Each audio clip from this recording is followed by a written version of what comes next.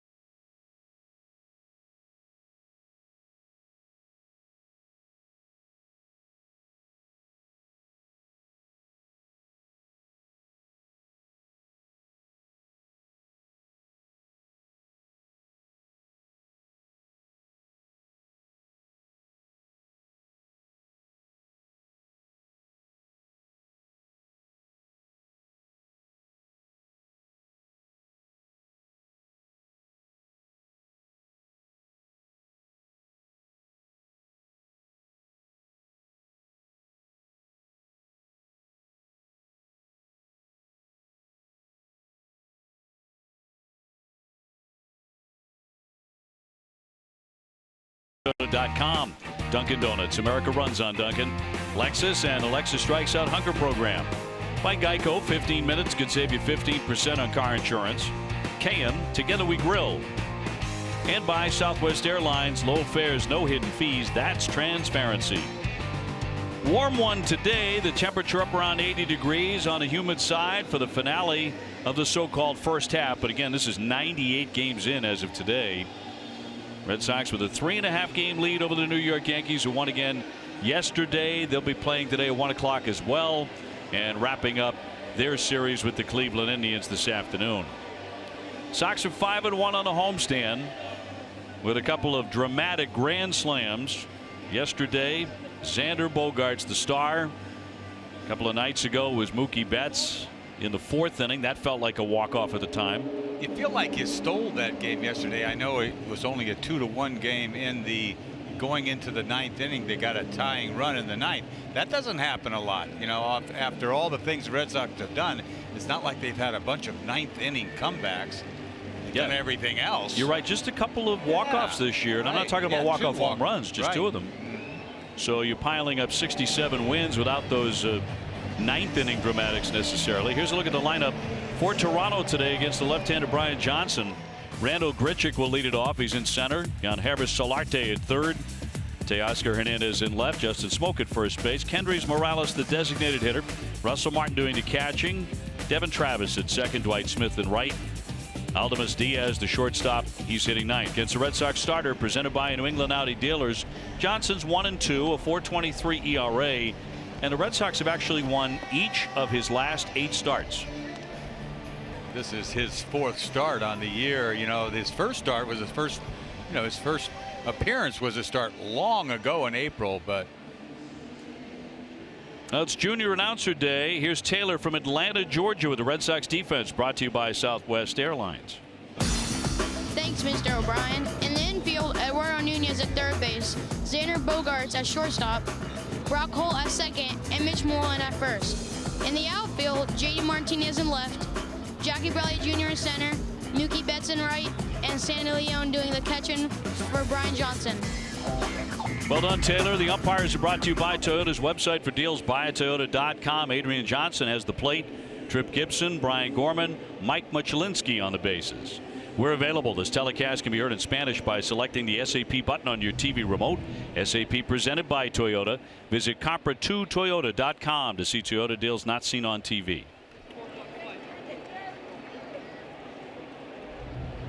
And we are set for the first pitch. Grichuk will dig in here against Brian Johnson, who comes off the DL today. Eduardo Rodriguez goes on the disabled list with that sprained ankle.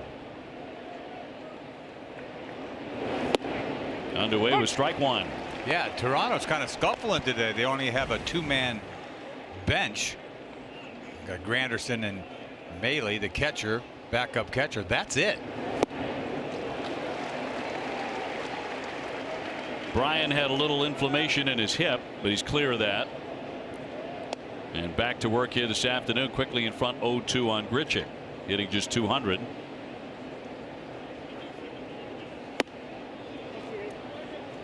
Yeah, last time out he pitched against the Nationals in that 9-2. He's winning 9-2. Couldn't get the W. Just pitch count got him. That's what's tough about spot starting. You know, you got a low pitch count, and it's hard to go deep enough into a game to get the W. But 2 out. I mean, really. And you're up 7. I know. It's unheard of, isn't it? That's hard to take. I mean, really. Off speed, and he got him. He struck him out looking one way. Nice curveball. Yeah, you can't do that any better. A little dewdrop in right there, huh? Nicely done. Pair of shoes there to start the game. I don't know what the T-shirt's going to be. Is it going to be pair of shoes, or it's going to be it's time to party? I'm leaning toward it's time to party. Yeah, that's more exciting than a pair of shoes.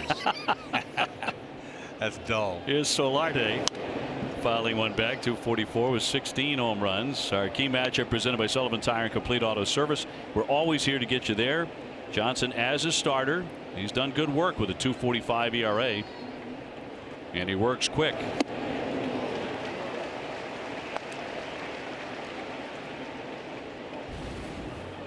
Well, what a season it has been for the Red Sox. 67-30 coming into play here today.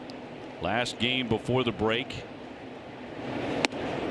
Red Sox 33-13 at home, 34-17 on the road, 31-13 against the East, 20-10 against the West, and 7-1 against the National League. It's pretty good. 9-6 against the Central, which is one division early on anyway that was causing the Red Sox some headaches. That hasn't been the case lately. I guess the concern now is Eduardo Rodriguez. You know, where does he stand? They haven't told us everything yet about that. They're not sure. Other than it's a sprained ankle and he's on the disabled list. We saw it yesterday, rolled it pretty good. After the game, Alex Kors said, yep, it's bad. Liner on one hop. Bogaerts collects it, plenty of time. Solarte does not run very hard up that line. And that's out number 2. Hernandez will be next.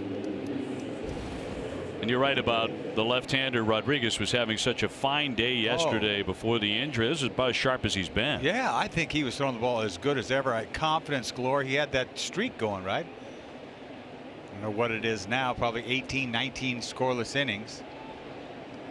Rolled the ankle on that play, the semi-collision there at first base. Hernandez 256, 14 homers.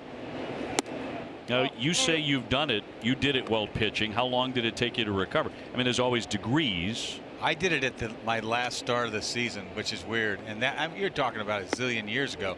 It was in Double-A. I thought they were going to call me up to the big leagues. Oh, yeah? So that's what that screwed up. Yeah. Maybe that was wishful thinking too, right? Double-A. It was in August. I said, yeah, they need me. They need me at the major league level. They need me up there. even on a bad wheel. But how long do you think it would take? It's a good month. You know, sometimes they say, which sounds crazy, you'd rather break it than sprain it. I don't know about that. You'd rather not break no, anything. please. Sprain it. I've heard that. Ball four to Hernandez. Smoke next. Here's a look. Yeah, the concern here was Gurriel because Erod kicked him in the head. So everybody looks back at Gurriel, his head, and he's out with a concussion. Now, boom, catches him right in the back of the head. But his right ankle, when it came down, it turned. Both players. Gurriel ended up playing further into that game. Erod tried to continue but couldn't do it. Smoke 245 with 16 home runs, including a couple in this series. Switch hitter, excellent power.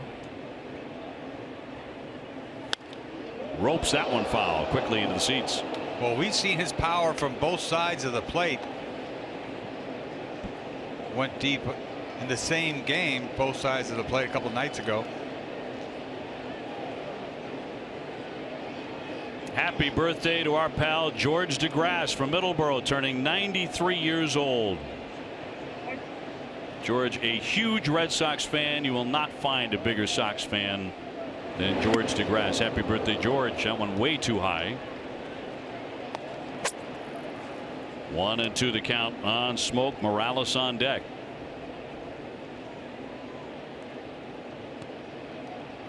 Fenway filling in on this Sunday afternoon with the sun shining. Did you get a lot of rain at your place this morning? I think it was last night. The wee hours of the morning? Yeah, I think. Cleared up nicely here at Fenway. 2-2 coming. Pop foul on a play.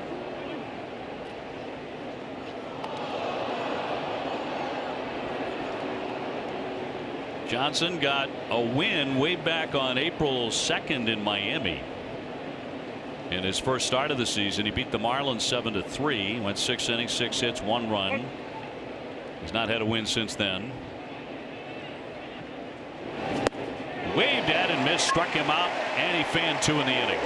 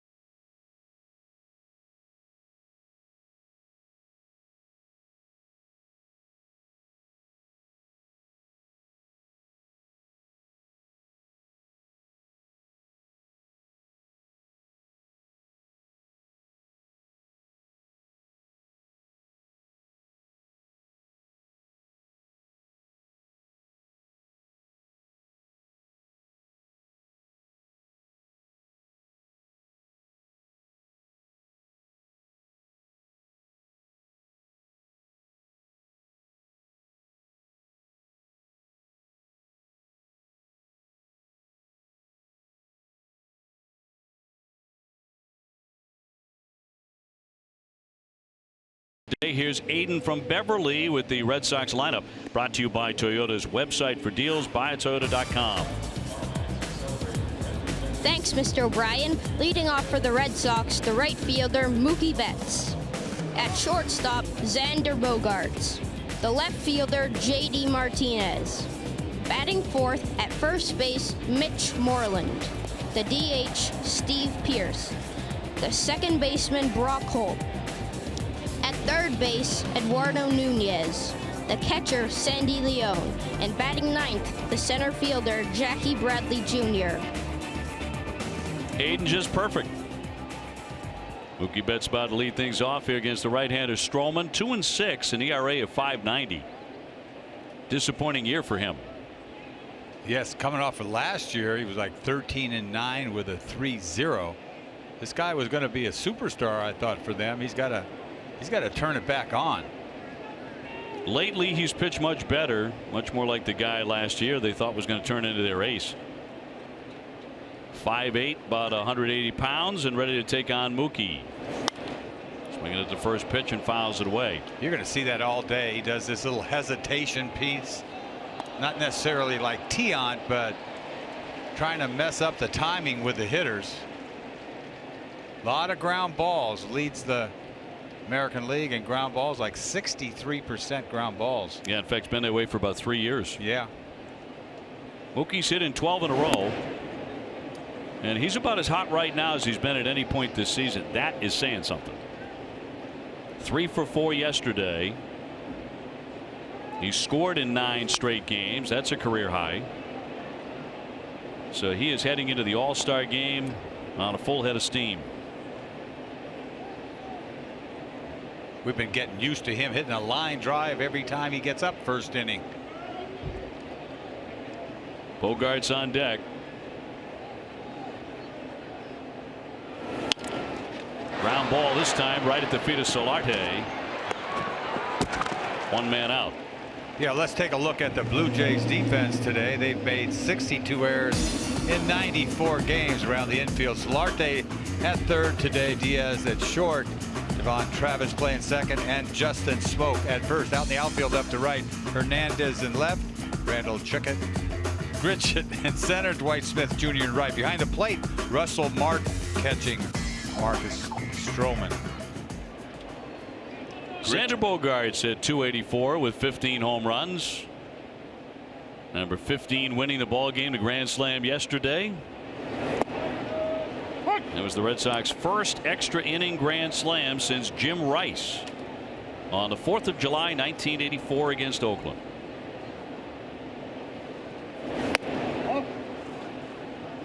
Time to see who's been driving the ball, presented by Toyo Tires. Bogaerts' last 10 games, 378. 8 extra base hits. Toyo Tires, the official tire of the Red Sox.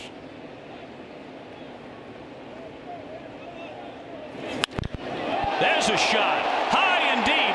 Kiss this one goodbye. On consecutive at-bats for the X-Man and number 16.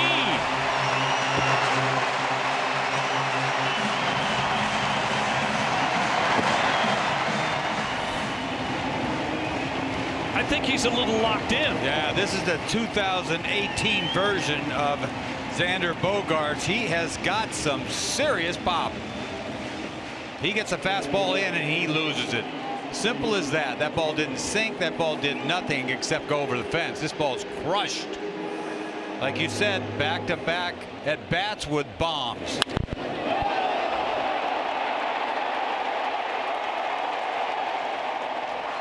And Speedway donates $500 to Boston Children's Hospital with every home run through the end of August. Use your Speedy Rewards card when you purchase 3 cooler beverages and receive 1,000 bonus points. Now, he's having a better year this year than when he went to the All-Star game a couple years back. That's Alex Cora's point, that yeah, he feels like he's earned his way to this year's All-Star game. He's driven in 63 runs. That's second on the club to this man, J.D. Martinez, who's 80. So a 6-game hitting streak for Xander. He's driven in 9 runs on it. Yesterday, the 3rd grand slam of his season, the 4th of his career.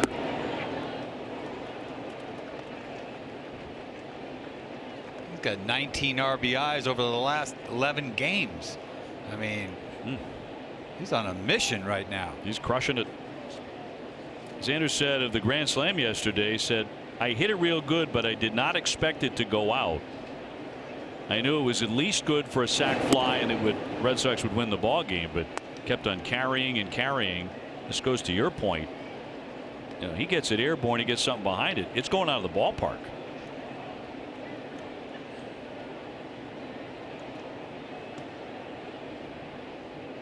Xander Bogaerts 3 grand slams by himself, or more than 16 ball clubs have hit. I think he's gotten lost in all this. He really has. He's quietly having a great year, and defensively having, I think, a good year. I think that's where he doesn't get enough credit. No. He really doesn't. He's only made 5 errors. He's been beyond good. You know, once again, you know, the second half of the season, you got to give him some time off. Pop toward right, sailing near the stand. Smith over to give it a look, but out of play from Martinez, who has 29 home runs, tied for the major league lead. Yeah, looking for a sacrifice fly yesterday. That's all he wanted. He kind of just got it in the air. I didn't think he got it.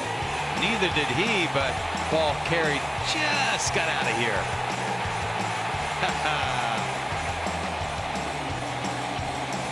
9 grand slams for the Red Sox this season.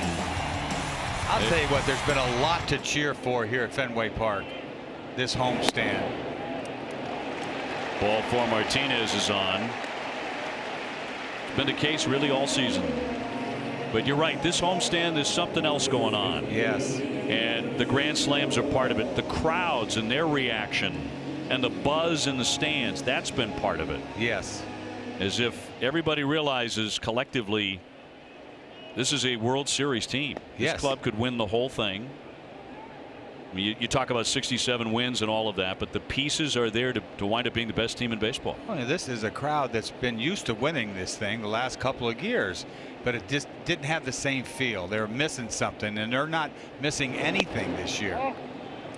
And I think that's it. That's the heart of it. Last year's team, that was a really good ball club, won the division. But there were other clubs like Houston, first and foremost, so you felt, well, that's just a better team. Yes. It's their year. They should win, and they did. Different feeling this year, no question.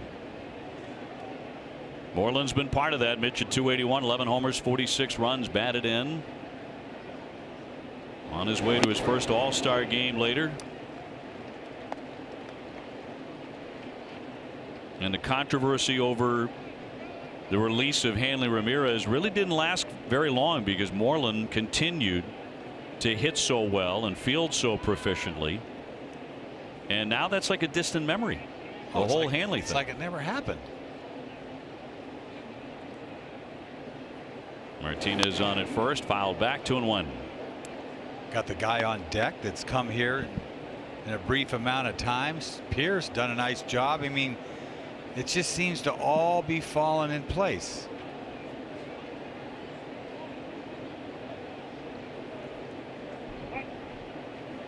Bogaerts with a blast. Red Sox have a quick 1-0 lead against Stroman. And a 2-1 from the diminutive right-hander. That's a strike.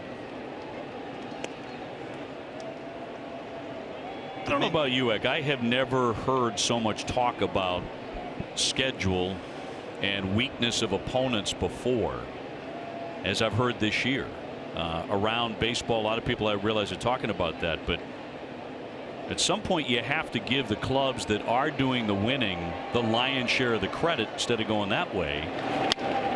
Weekly hit on the infield. Travis goes for the tag, and he bobbles it now, and everybody's going to be safe. He did not tag the runner Martinez. Got nothing. Got nothing. This is the way it's been going for Toronto defensively here. We've seen him make 4 errors in the game previous, but this, you got to get an out. You know, Travis is he think he has a shot at JD and misses that. Then he fumbles the ball. Then he gets nothing. He misses the tag right here. Clearly misses a tag and then can't get it out of his glove. Oh, that's a killer right there. First and second for Steve Pearce at 3:30. 5 home runs. Back in the lineup today after getting drilled on the shin the other night. He's 11 for 24 since joining the Red Sox in the trade from these Blue Jays. It's a .458 average with a homer and 5 RBI.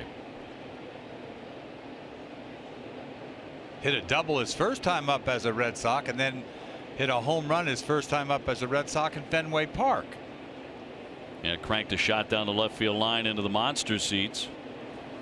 And the breaking ball snaps in for a strike. You know, defensively, Toronto yesterday cost them the game. 10th inning, ground ball to Gurriel. Would have been the second out of the inning. Ended up being a big reason why they lost that game, even though the slam beat them. But routine ground ball between his legs yesterday. Martinez at second, Moreland on at first after the error by Travis. Let's go down to TC. Yeah, thanks, OB. You guys talking about how well Pearce has fit in with this team. 12 years in the majors, and as we've talked about, he has played every team in the American League East, has been a member of each of those teams. I talked to him before the game. He said the shin is fine. It's been sore. He was ready to go if needed as a pinch hitter yesterday. But most importantly, guys, I asked him, do you feel when you come onto a team like this that something special? He goes, oh, make no mistake. I've been around teams a long time. There is something special going on here in this clubhouse. And he goes, every guy in this uniform feels it right now. And it's a fair point, TC, because he has discussed how complete the Red Sox are. Up and down, the pitching, the defense, the offense, obviously, the bullpen. He's credited all those areas. And that's unusual to have such a balanced team. You know, even really good ball clubs, even teams that won championships, are not as balanced as this one. That's true. Like, they're sort of heavy one way or another. But I'll tell you what, August is coming up in a couple weeks. That's when, you know, obviously the dog days that they talk about. But this team, when you're feeling like they do, this team, there's such energy with this club, you know, and new guys around add to that energy. 3-2. And you come to the ballpark and you look at that board and you're 67 and 30. I mean, you got your chest out, and the energy is just there. It's just, it is there. You can't wait to get here. 2 on, 1 out. Red Sox in the lead 1-0. And the payoff. And a little topper. Stroman fires down to second. Got the out, back to first. Not in time. They're going to be safe on the corners with 2 away. Yeah, it was a pretty athletic play there by Stroman. I thought it was dangerous. I didn't know where he was going to go. Third, second, because the plays were all around him, but he spins and throws to second. A good throw to second. They couldn't turn a double play, but look at him. He gets there and he spins, and he knew exactly what he wanted to do. He got the force out at second base. But some pitchers could have thrown that ball anywhere. 2 away. Brock Holt, the 6th man to hit in the inning at 283 with a home run. Had a key hit late in yesterday's come from behind win. You mentioned August. August is going to be a very interesting month. First 4 games in the month of August are here against the Yankees. Wow, what a way to start August. Red Sox will go to Philadelphia in the middle of the month. Phillies are one of the really fun teams to watch in baseball. They're in first place. The Red Sox also play Cleveland 4 times here at Fenway in August. The Indians are first place team, so it'll be some fun baseball. Line in the center field, Looper, and it'll drop in for a base hit. Martinez will score. Brock Holt coming through with his 24th RBI to make it 2-0. Yeah, oh, Brock will take it any way he can get it. A little dunker into center field. I don't know where this ball got him on the label a little bit. A little spinner cutter. Fought it off center field. That's RBI for him. 2-out RBI.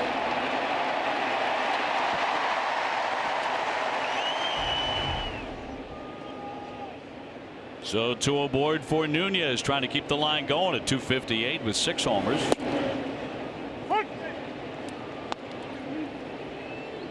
We want to wish the very best of luck to the Melrose 11-year-old all-star team today against Newton.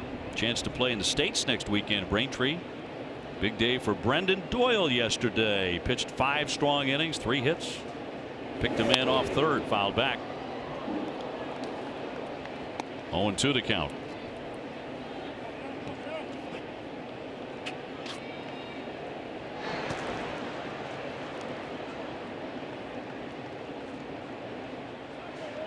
Boy, you give the Red Sox an extra out, you never know. Could be a big inning. 2 so far. Here's the 0-2 from Stroman. Foul back. That's us. Oh, We just don't get much back up here. no. We don't get as many chances to duck as we should.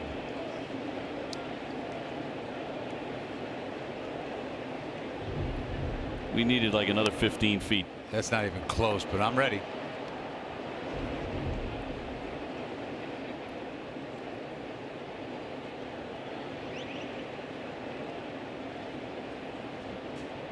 And a right-hander with the 0-2. Chopped over the hill. Diaz right near the bag, and he'll tap second base to retire the side. But the Red Sox get off quickly. Xander Bogaerts, second straight at bat. He's done that. A home run. 2-0 Boston here in the first inning.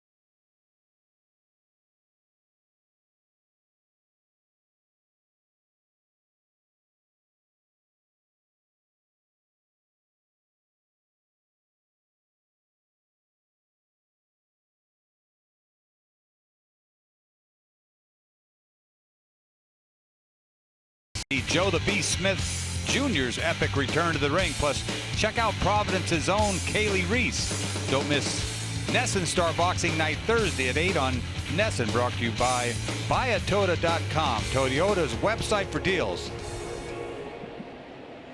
Xander Bogaerts going downtown, and the Red Sox have a 2-0 lead.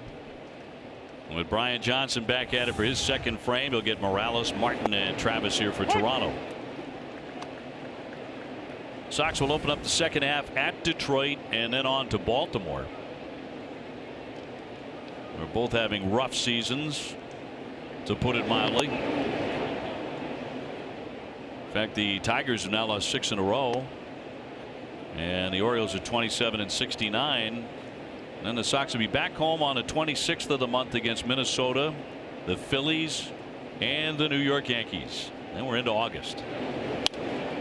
I mean, I know you hate to talk about teams that aren't very competitive, you know, taken away from all the glory of what the Red Sox are doing. But you look at Detroit, they're just not a good ball club, right? Nope. I mean, the first 2 teams after the break, you've got to take advantage of. Yes. You know, even Minnesota is 7 games under, and they'd be following those guys. Yeah, but I mean, that's a nice way to start. You talked about August, here comes the Yankees, but no, after the break is a couple of bad teams. Immediately after the break, that's true. Also got the White Sox in there, and Baltimore again in the month of August, and Toronto again. When you look at the schedule, I guess my point is, you know, when the Seattle Mariners win 116, or the 27 Yankees bury everybody, or even your 78 Red Sox. Yes. Does anybody remember the strength of schedule and the caliber of the opponents they played? You know, it's funny now that I look back, seriously, there's a bunch of lambs because That was in the days of the expansion. Just 2 years into the expansion, they expanded to Toronto and Seattle, and both those teams were bad. We played Toronto down the stretch. That's how we tied. Basically. Won 8 in a row. Yeah. Yeah, to force that one-game playoff. It'll be ball 4 to Morales. Second walk for Johnson. Let's get out to TC. Yeah, thanks, OB. We were talking before about Brian Johnson, and as X said, they took him out with 2 outs in the 4th inning, or the 5th inning rather. He was hoping to get the win, but 77 pitches. He was done for the day. He said he obviously understood the decision. I asked him how stretched out he was for today after 10 days on the DL. He said, I have no idea. He said, I'm going to go out there and pitch until they take it out of my hand. He said he actually prefers it that way, so he's not thinking about limits. I also talked to him about back and forth between the rotation and the bullpen. He said, you don't grow up dreaming of that, but you do grow up dreaming of being in the big leagues, he said, and if that's what it takes for me to stay here, I will do whatever they ask. He does have that mentality. That is his mentality. That's his approach, and that suits him well in this role. Well, it had to. What he's had to go through. I mean, he's thrown in so many different situations. I mean, mop up, what extra innings, you name it, he's done it. Well, he's had a glorious moment right here at Fenway Park last season, a complete game shutout. Came out of nowhere. Yeah, and I was a part of it. I feel like I was a part of it because it felt like a no-no. Really did. Really. Russell Martin 172 with 6 home runs. And I guess just to put a wrap on that point, it's you've got to play who's on your schedule, and if you don't, then you fail if you're an elite team. But the Red Sox have beaten up on everybody they're supposed to. Played around 500 against the Yankees and Houston and Seattle, the teams that are considered the elite teams. Maybe you put Seattle in there, maybe you don't yet. But that means they're also 500 against you. Yes. And you're not supposed to run roughshod over those teams. Well, the good teams better beat the bad teams elsewhere. That's for sure. A mile-high pop-up off third base. Nunez battling the sun a bit, but he's there to make the catch. Yeah, remember back this complete game, a lot of good plays by, I recall, Bradley, right? Yeah. You've seen the punch outs here. He snuck the cheese by him that day too. I remember, look at this ball. There's a home run saved there by Mookie, and this bullet to center field. Look at this dive. Who wants to get in front of that bullet, let alone dive after it? It's an incredible play by Bradley Jr. I remember Jackie making 2 or 3 outstanding plays in that game. Fly ball, fairly well hit, but Jackie Bradley backs up for that. He's got it for the second out. Friday at 6, don't miss Red Sox first pitch, presented by Joseph Avood. Available at Men's Warehouse. Adam Ginn and Lenny will preview the second half of the season.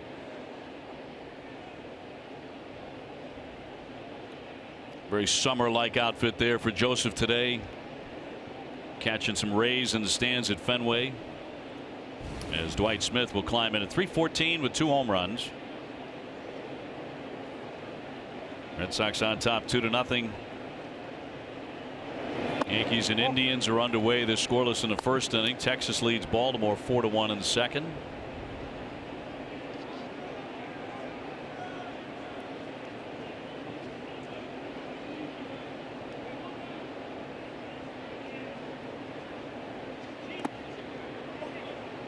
Two and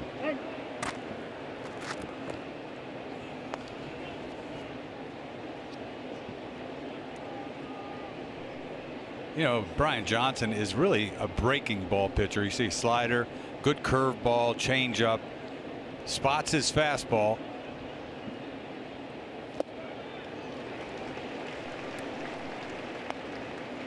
Red Sox 67 wins, tied for their second most ever through 97 games. That's what you call spotting your fastball right there.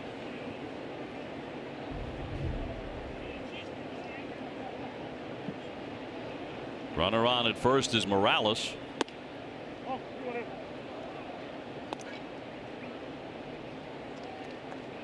And he's already walked 2, and he's 3-1 now on Smith. See if he throws a cross seamer or he tries to get cute with something else.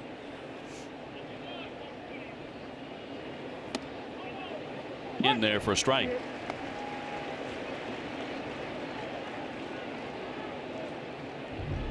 Really just a get me over fastball.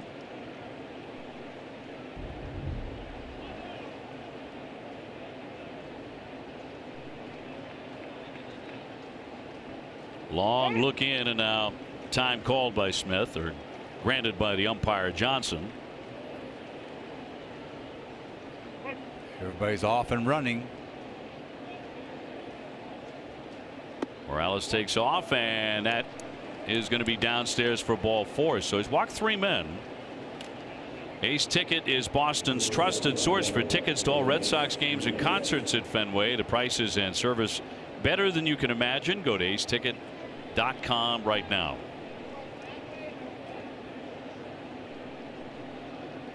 So his command is not real sharp. 39 pitches and only 20 for strikes. 9-hitter Diaz wails away, comes up empty.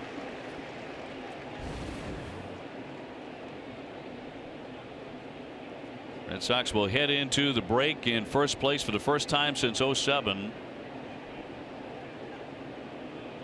The first time into the break with the best record in Major League Baseball. Chopper, and Nunez will take that to third to get the out and retire the side.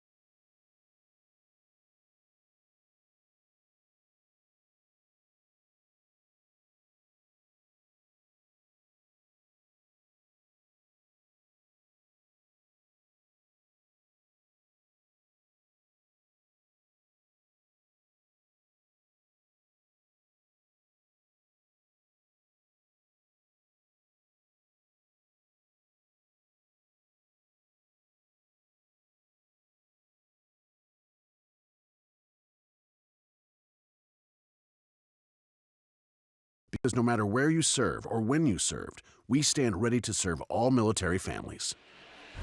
Time now for the Geico Red Sox moment, honoring the 13 champions. Game number 98 that year. The Red Sox would beat the Yankees 4-2 at Fenway. Felix Dubron earned his 7th win. Jacoby Ellsbury and Johnny Gomes both homered off of Andy Pettit. Bottom 2, Red Sox had 2-0. It'll be Leone, Bradley, and Betts against Stroman.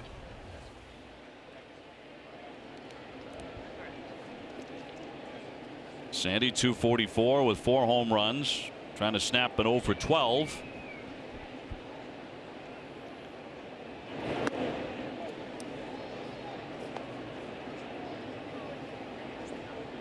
So far 2 for 18 on the homestand.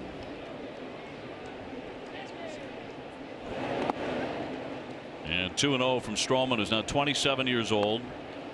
Spent some time on the DL with a shoulder issue. They called it shoulder fatigue earlier this season. When he began the year 0-5, and ERA up around 7. That must have humbled this kid, because he's really a kind of a, I don't know how to put it. I don't want to say he's a cocky kid, but he carries himself as such, which is not a bad thing. You want to be confident, but well, that 0-5 start sort of knocked him to his knees a little bit. Been a lot better in 2 of his last 3 starts in particular.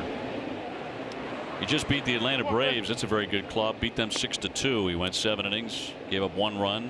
Well, he's got good stuff. I mean, really good stuff.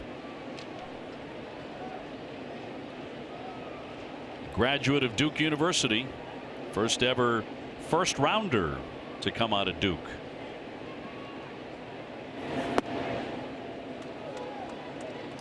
He's gone full now on Sandy Leone. Jackie Bradley on deck.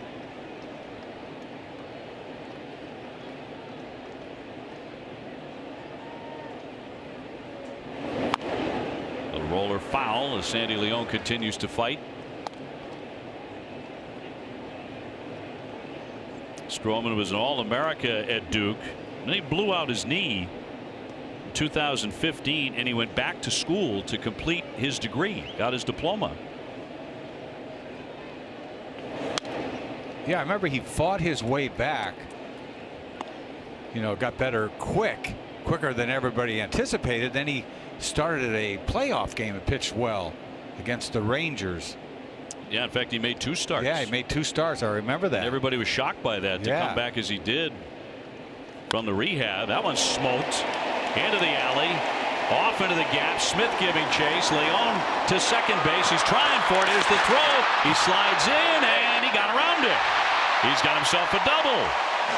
Went to the inside part of the bag and it got beyond Diaz's reach. Well, that's a gutsy move by Leon to ever try to hit a double. He hit it in the right spot to try to get 2, but you know he can't run very well. You see this, but he had it on his mind. He's going to go for it. Who gets to that ball out there? Who is that out there? Nice throw, but off the bag, and you see him dance around. He went from a slide to standing up. Watch. Just came straight up to get out of the way of the tag. Nicely done. They are going to review it, though. He might have got him tag. There's a swipe there. But you can't get any closer than Brian Gorman on it. No, and he kind of stuck it to him right there. If he held the tag, he's out. If he tagged him at all. I know. It's hard to see where Gorman is. So the play under review, Toronto challenging the safe call at second base. But did he ever lay a glove on him? That's hard to tell. You know, Smith made a nice throw from right field.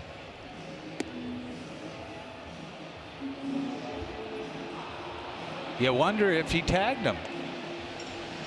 And clearly that's what Gorman thought. Second base umpire, the crew chief, he did not think he ever got him.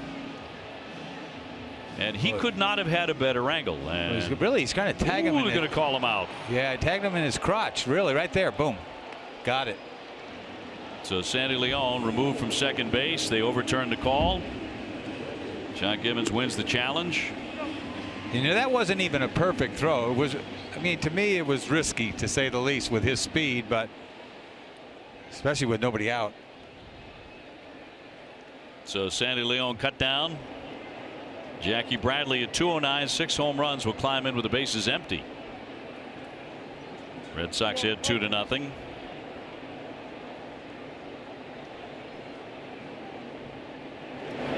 You see some guys do some crazy slides, don't you?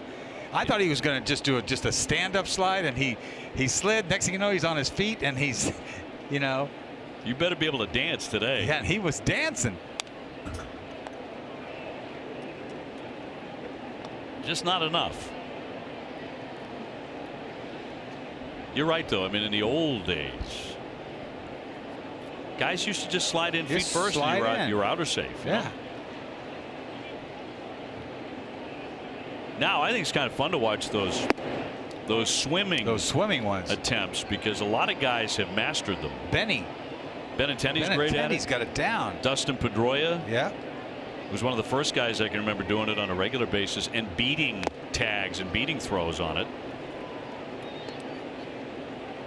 And that was even before replay. You don't expect Sandy to try to get 2 on any given play. The 3-1 on the way to Jackie, and he'll get time from Johnson.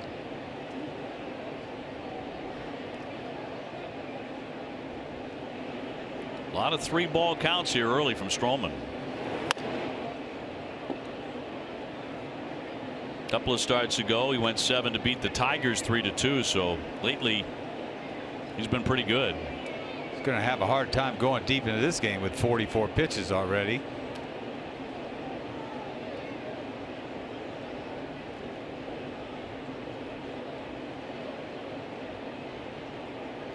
(3-2).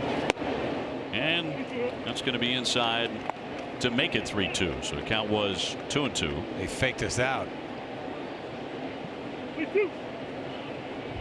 little slider down and in, doesn't get there.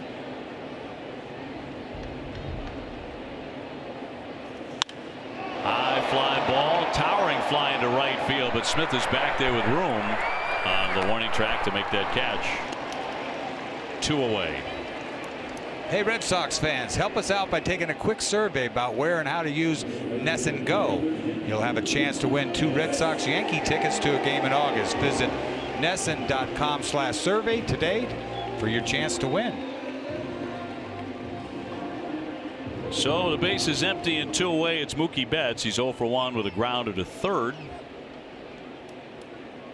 Trying to run his inning streak to 13 in a row.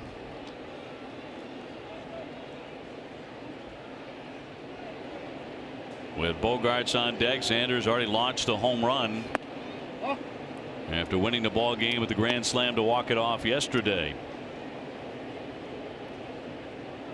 Betts topping the majors at 362 coming in.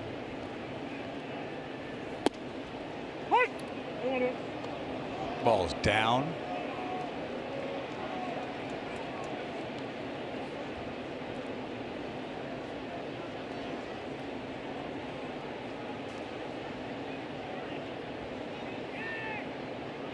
Mookie has reached base 4 consecutive times now in the last 2 games.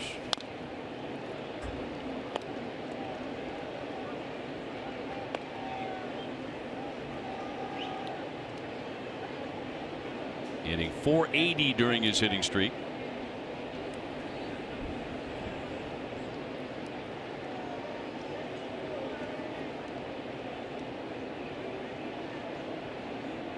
And Stroman's 1-2. Man, is there a doubt who's leading off the All-Star team for the American League? Can't imagine, right? Yeah, none whatsoever. I bet you Trout's batting second. That's going to be some lineup. Oh, yeah.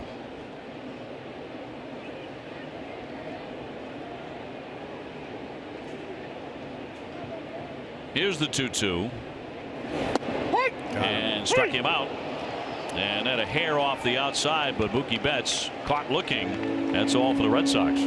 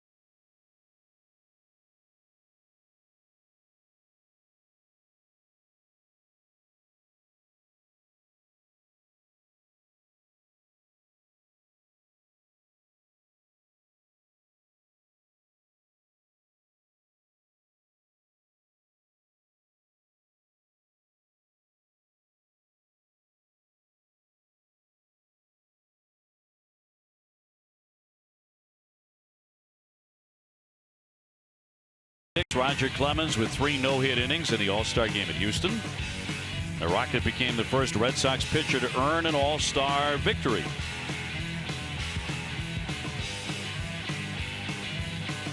So on to the 3rd inning here. Red Sox leading 2-0 over Toronto. Dennis Eckersley, Dave O'Brien, Tom Caron alongside as well.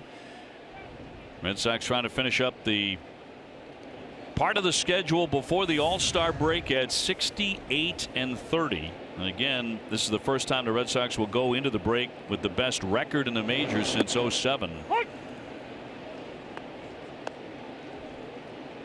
Regardless of what happens here today, Grichuk fanned in the 1st inning. And he is quickly behind in this He one. changes speeds with that curveball too. Little slider, little curveball, little change up.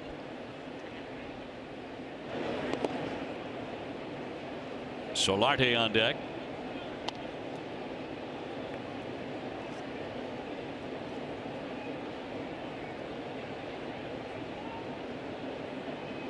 Yeah, slipped this fastball by him.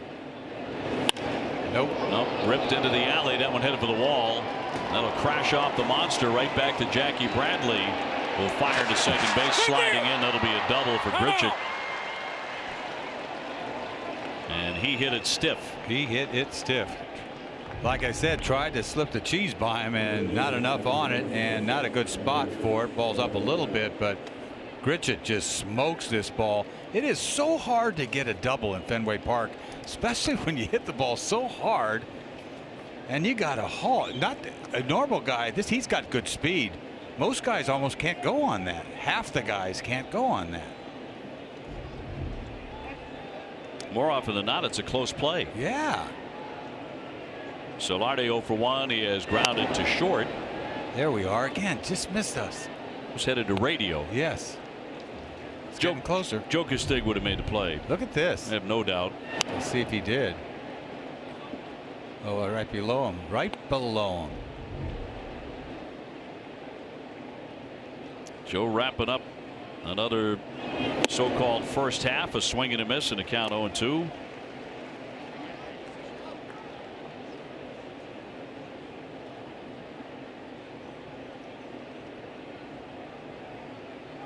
Hernandez would be next. Nobody out. Runner at second.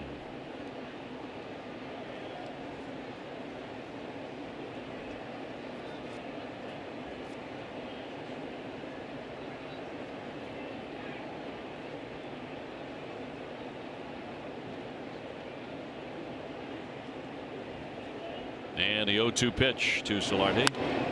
Kind of a lunge, and he popped it up. Leon with a play out in front of the plate. He's got it.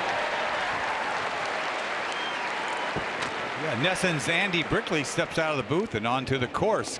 Catch an all-new season of On Course with Andy Brickley Saturday at 4:30 when Brick is joined by Nesson's Tom Caron at Sunday's River Golf Club in TC's home state of Maine.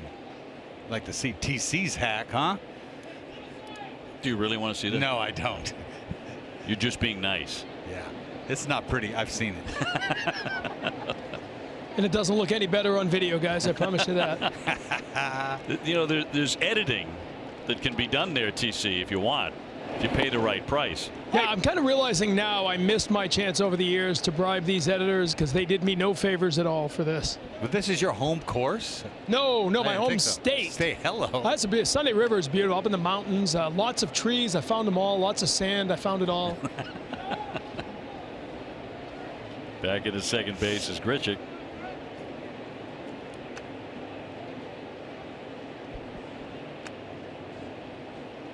Red Sox with another daytime win yesterday. They have the best winning percentage in day games in the majors at 23-5. That's shocking.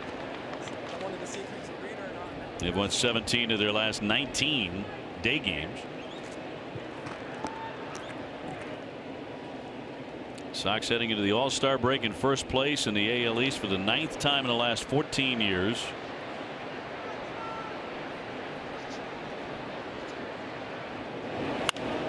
High fly ball, towering fly into left field. Martinez back, turning around, and that ball is out of here. Teoscar Hernandez with number 15. A 2-run homer to tie it up. He has pretty good pop. Well, that curveball came back to backfire Johnson. He leaves this curveball kind of a roller that didn't have a lot of bite to it, and Hernandez just lifts this ball out of the ballpark for a classic Fenway home run.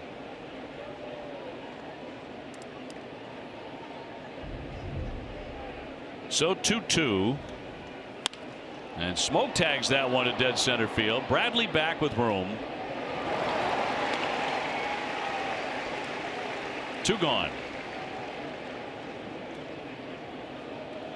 Get the latest Bruins offseason news and movement across the NHL on Bruins Summer Face-Off Live with Adam Pellerin and Andy Brickley. Don't miss Bruins Face-Off Live Thursday night at 5:30. Brought to you by buyatoyota.com, Toyota's website for deals. Morales took a walk in the second inning. We'll be chatting with Alex Cora in the middle of the inning from the Red Sox dugout. Get Alex's thoughts on the first 98 games. His first 98 as a major league manager.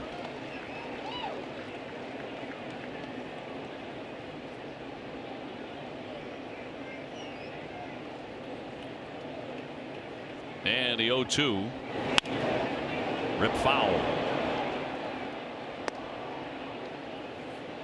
Boy, almost tomahawked that high fastball.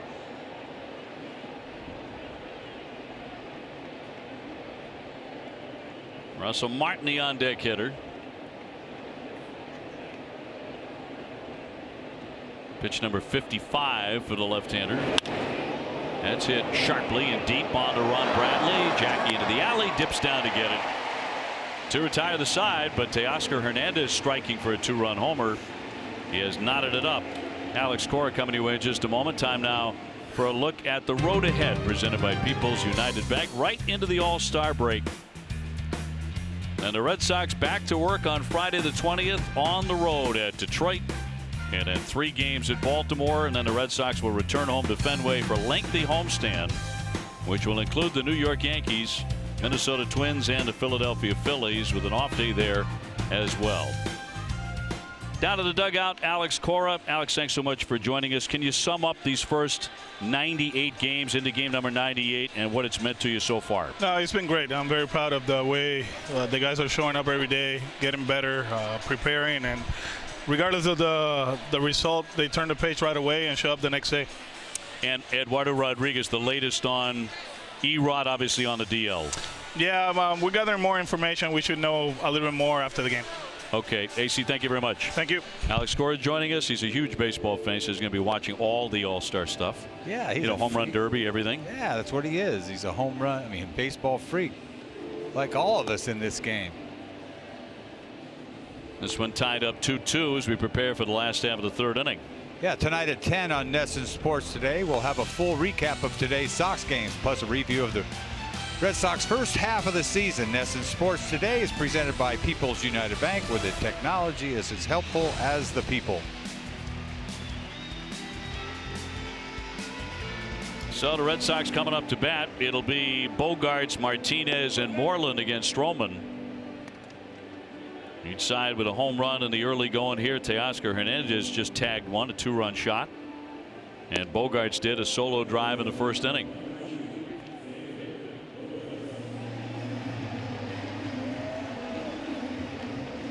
Beautiful warm afternoon here at Fenway Park. Great to have you with us. Dave O'Brien, Dennis Eckersley, Tom Caron as well. Xander blasting home run number 16 in the first. He is number 2 on the ball club. Now a 63 RBI behind JD Martinez.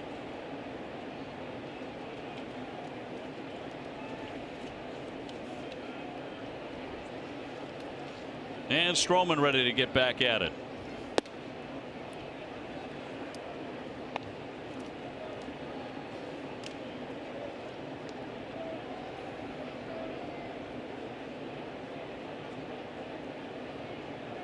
Martinez on deck, and the 1-0.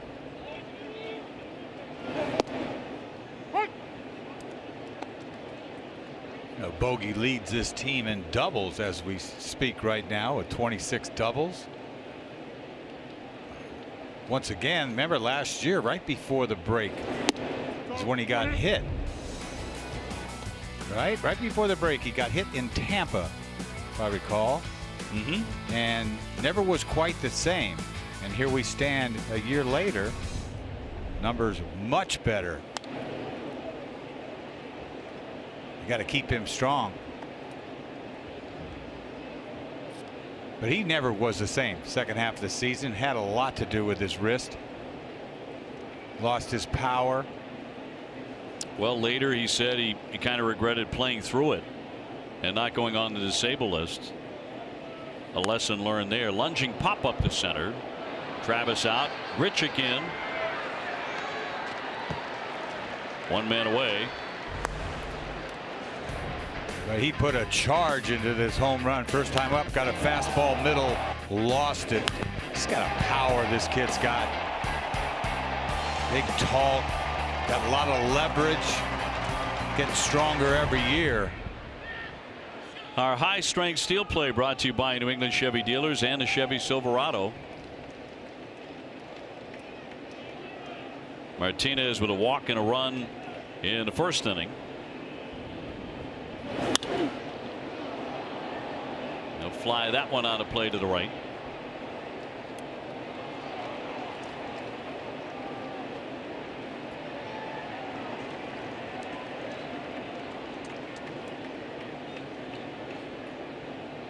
Now the All-Star break is about a week later than it typically is this year, but he leads the major leagues in total bases, 228, most by a Red Sox hitter before the break in team history. Some of the numbers are a little bit skewed because the break is so much later this year. I mean, if you were to, this really was halfway in the season, you double up those numbers. Oh my goodness. But almost 100 games in. Martinez with a 10-game hitting streak.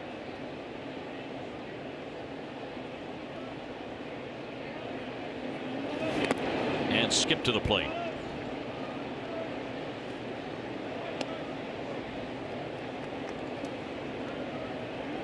Moreland next. Red Sox 2, Toronto 2.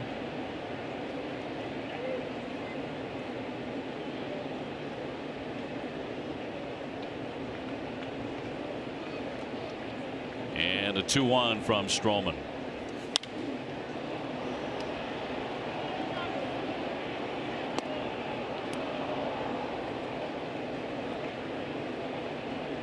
You know, a big part of this Toronto Blue Jay strength was their starting rotation, and it's not anything like it used to be. We're not seeing Estrada, right? Sanchez, he's hurt.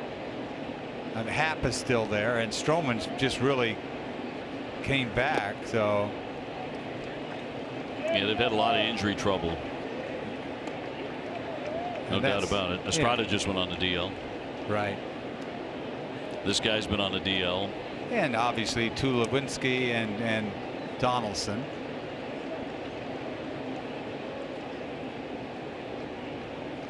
They're 43 and 51. They're 22 and a half out. And the 3-2 to Martinez. And he got him to bid. He went for it. Off the plate, struck him out. That's a big league cutter right there. Starts on the corner and just keeps cutting. A little one-handed whiff here, but that's a good pitch. So he's got first two men here in the third inning for the Sox. It'll bring up Moreland, who reached on an error by the second baseman Travis, first time up.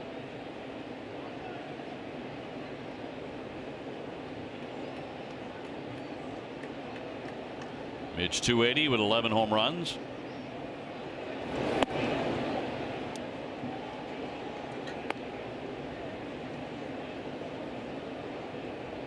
He singled in a run in Saturday's loss. His 6 RBIs in his last 6 games with an at bat.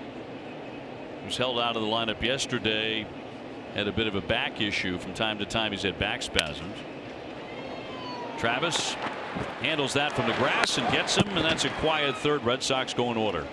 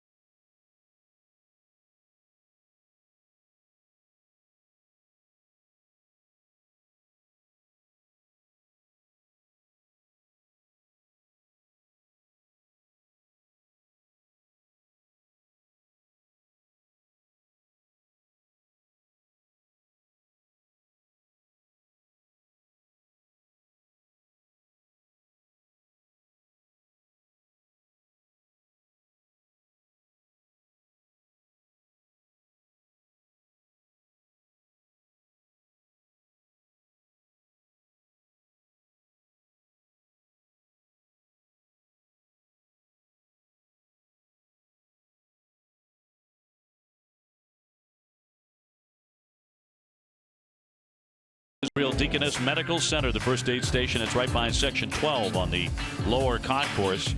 Beth Israel Deaconess, the official hospital of the Boston Red Sox. We're tied up 2-2 here with Toronto. Moving on to the fourth inning. Brian Johnson getting this start today, just coming off the DL. He's allowed 2 hits, and one of those a 2-run homer to Teoscar Hernandez last inning. It'll be Martin Travis Smith up against him here in the fourth.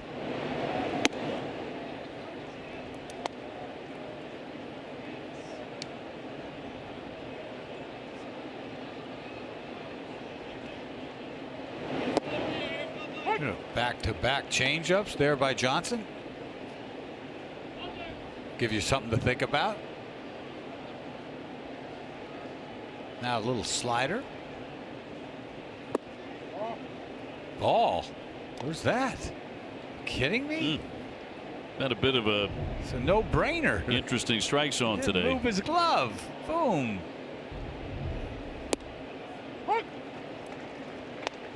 I think Mookie Betts would agree. Martin, of course, a career catcher, but he did make a start. First time in his career at shortstop back in May against the Phillies. They'll fly that one to center. Bradley battling the sun, angling the body, makes the play. One man gone. Friday at 6:30. Don't miss Red Sox Game Day Live, presented by DCU. Adam, Jim, and Lenny will preview the series against the Detroit Tigers. DCU, Federal Credit Union. What could DCU save you? They're going to preview the Detroit series already. I guess that's Friday. Well, it's coming up on Friday. Friday. All right. What do you think about that move? Mike Matheny gone from St. Louis, huh? That was kind of shocking. I felt that coming. Did you really? Yeah.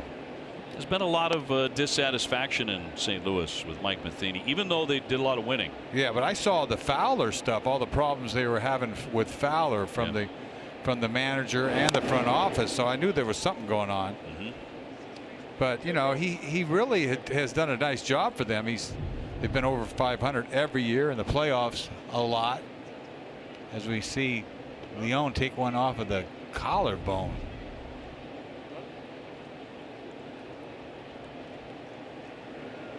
But they're what? They're 7.5 games out, 1 game over 500. Red Sox fans are forever grateful he didn't want to walk David Ortiz in the World Series until it was Game 6. Checked his swing. But he took over for La Russa, and they didn't skip a beat. Yeah, they were checked here. He did. Looked like he did.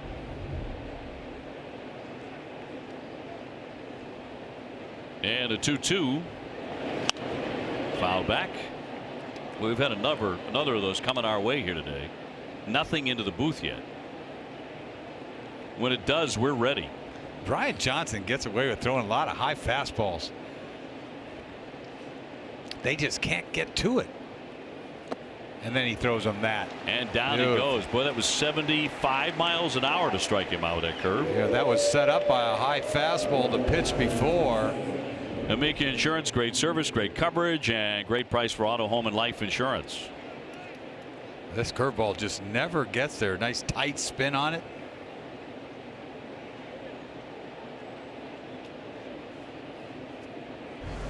So 3 Ks for the left-hander. And now Smith, who walked in the second. Yankees have a 1-0 lead on Cleveland. They're in the 4th inning. Well, that's Tanaka again today. He's been sharp early. He can give up some home runs, Tanaka.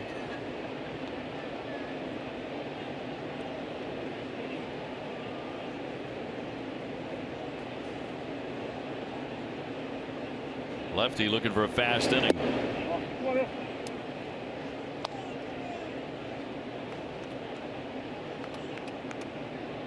No activity yet in the bullpen. Of course, Johnson coming off the disabled list just today for inflammation in the hip. Here's the 2-1. That game against Washington, what, he threw 77 pitches. He's at 70 right now. And that was a 9-2 game. 2-2. He did it again. Down goes Smith. 1, 2, 3. Go to Blue Jays.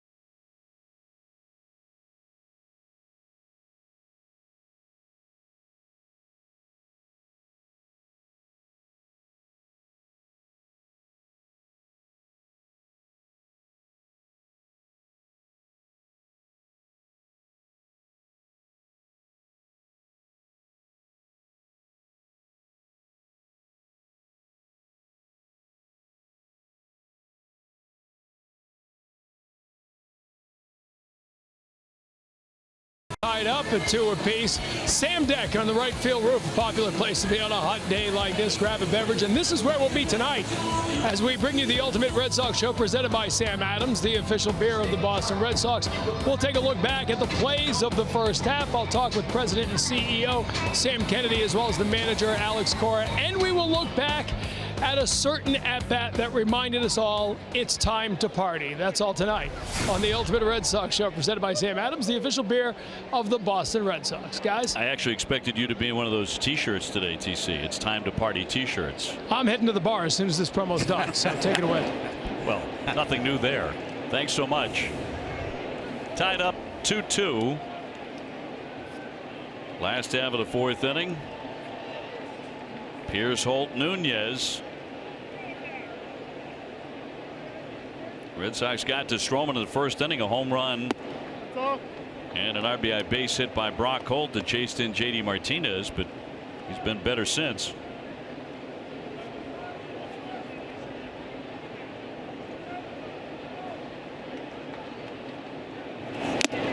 Foul tip to the mid.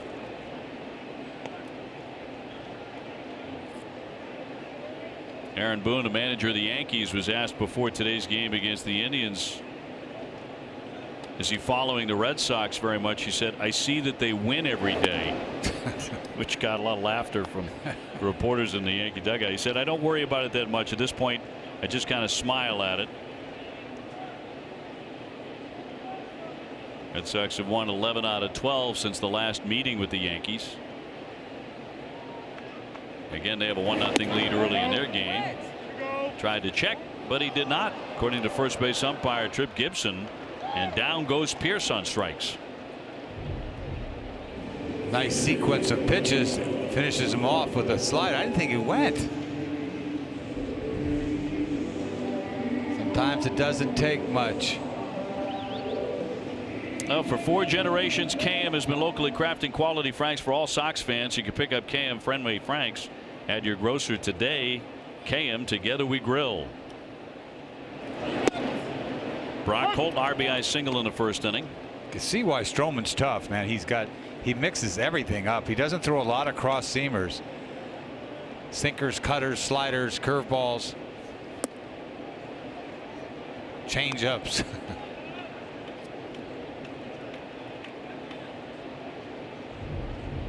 Good spot for it. See that 3-finger changeup inside corner.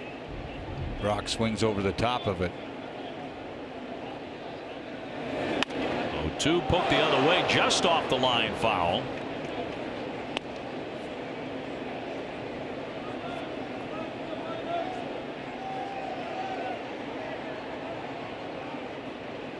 Yeah, Brock likes to hit the ball the other way. That's what the strange part was in the 10th inning yesterday when they had the hit and run with Brock Holt.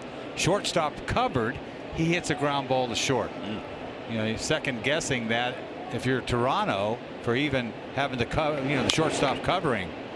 That was a big play. He found the hole. It was a big play. A lot of the big plays came late for the Red Sox, including the Jackie Bradley double. Xander Bogaerts obviously with the biggest game-winning walk-off grand slam.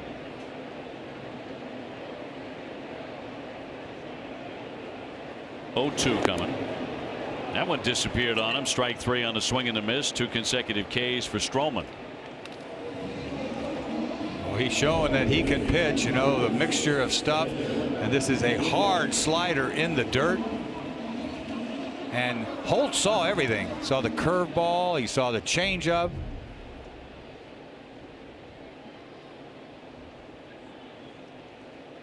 Nunez 0 for 1. He's hit into a fielder's choice. Red Sox 2, Toronto 2 in the 4th.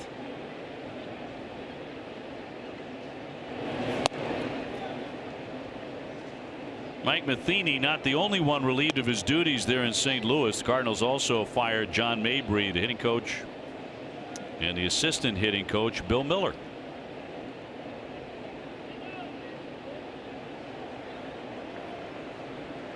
The 1-0.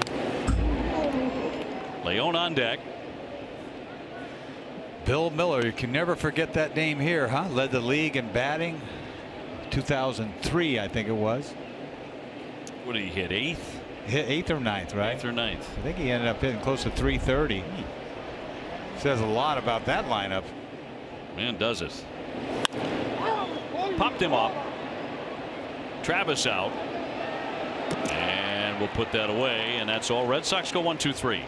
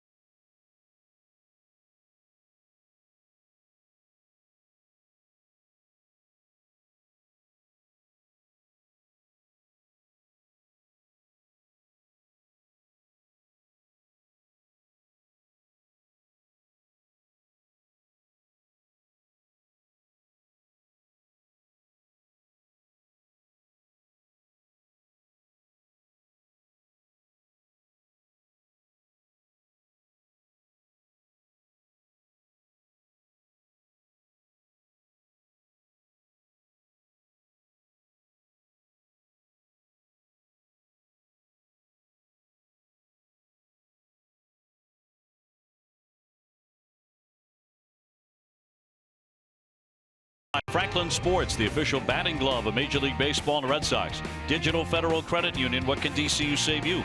Southwest Airlines, low fares, no hidden fees. That's transparency. Your local New England Ford dealers. William Ravis Real Estate, the official realtor of the Red Sox, and by Sullivan Tire and Complete Auto Service. Someday here at Fenway Park, Red Sox 2, Toronto 2. As we move on to the 5th inning. 9-1-2 against Johnson. He's at 71 pitches. Even he wasn't sure how far he could go today. Well, it looks like he's no one's getting loose out there. No one's even coming close to stretching. Diaz 0 for 1.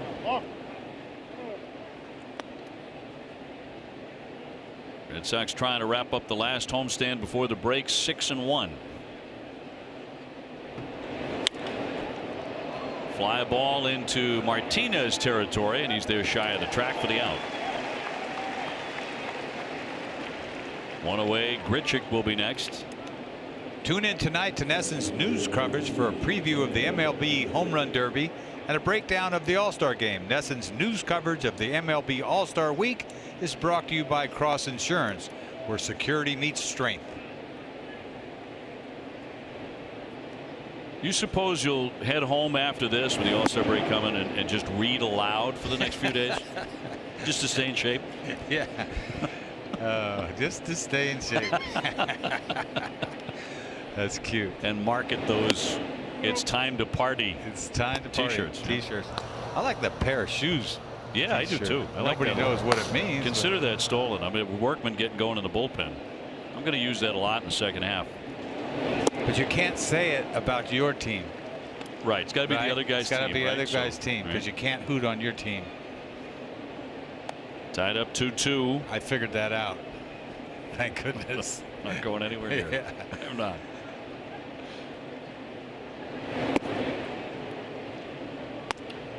Yankees have added on now on top 2-0 on the Indians. I think Alex Cora said the same thing to Aaron Boone as Aaron Boone said to him, you know, waiting for you guys to lose 5 in a row. That's what Boone said to Cora. He said same to you. But there was a time back, remember in May, because I think the Yankees started off 9-9, and remember they won like 14 in a row. They were unconscious and hitting home runs. I mean, to me, they're a different team at home. I mean, I'd rather play them here than there. With that right-handed pop that they hit the ball the other way, it's kind of intimidating. No doubt about it. Great lineup. Red Sox lineup has actually scored more runs. You know, Sanchez hasn't been in that lineup for a while either. Now Torres is out. I don't know when he's coming back. That's going to be ball 4. So Grichuk is on for the second time in this one. Red Sox do have Workman throwing in the pen, calling all New England deadheads. You can join the annual Grateful Dead tribute night at Fenway Monday, July 30th, and receive a Grateful Dead Red Sox t-shirt as part of a special ticket package. Order your tickets right now, redsox.com/Grateful Dead.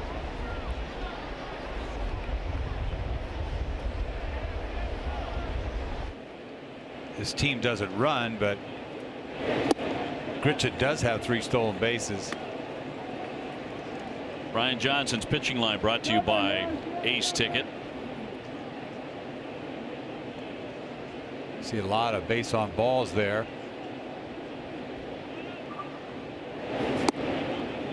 He's had a lot of swings like that too. Yeah. Guys out in front on that curveball. Yeah, just awful swings. Just faking everybody out, taking a lot off of that curveball, and a lot of lunging swings, one-handed. He's had Solardi fooled a few times. He's grounded a short, pop to the catcher.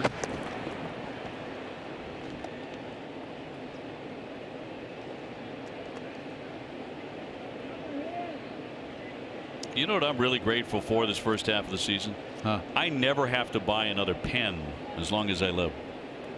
Why? Well, Jerry made me dump out my collection of pens, and you know it's substantial. Oh yeah. And that's an understatement. But I mean, I've got more pens than any 500 people in this immediate vicinity. But you know, Jerry made me dump them out and show everybody all the pens. They're different color pens. I mean, for all different things. You know, we all have an unusual way of scoring. I certainly do. I need the colors. I want the colors. And I steal a lot of pens from hotels.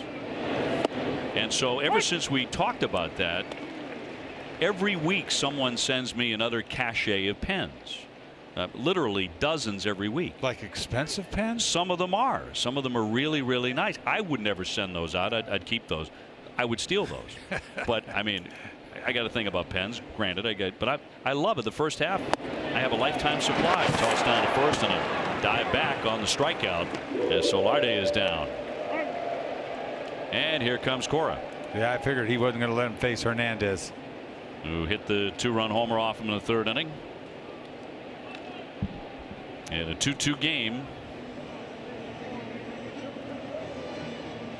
And a call to the bullpen and a pat on the head from the manager. One. So Brian Johnson coming out, leaving behind a base runner, but a nice hand. Red Sox have now hit 9 grand slams after the heroics of Xander Bogaerts yesterday afternoon. That is #1 in the majors. They're closing in on the club record. Here's a look at all 9. So the count is full. So are the bases. High fly ball left field. Way out of here. A grand slam for the X-Man.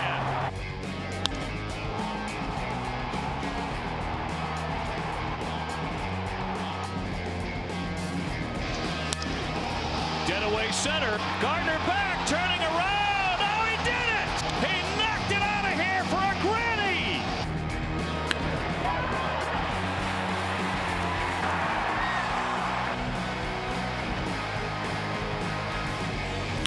There's a high fly ball right field. Piscotty back, turning around. Gone! Grand slam! High fly ball, he jumped all over it. Down the left field line, into the corner. See you later!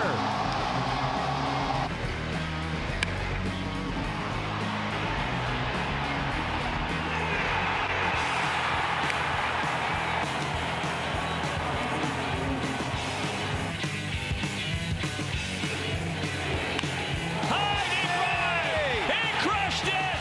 It's a grand slam! Wow! I'm telling you, it's time to party.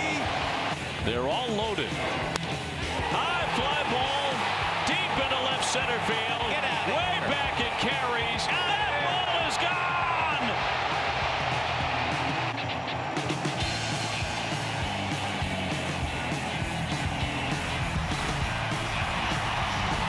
And a huge part of the story of the 2018 Red Sox, the Grand Slam and Sox, with 9 of them and counting. And we're not all the way to the All-Star break yet.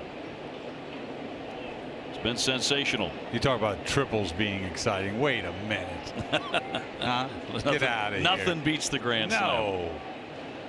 Well, Johnson doing some good work here today. Leaves behind 1 runner on for Workman. And as you say, Alex Cora makes sure he doesn't face Hernandez, who belted a 2-run homer off in the 3rd inning. Workman has quietly done some real good work too. 1.65 ERA. I mean, he has absolutely put his hat in the ring. 2 down, tied up 2-2.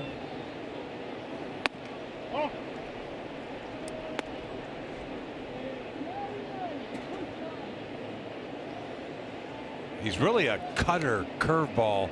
Hasn't got that ultra hair, right? He throws 92, but he's got a deceptive, difficult on right-handed hitters. You're talking about Tanaka of the Yankees having difficulty with home runs. You're absolutely right. Encarnacion just got him. Yep. And the Indians have tied up the ball game 2-2 there in the 5th inning. Johnson going 4 2/3. 84 pitches. He did what he's supposed to do.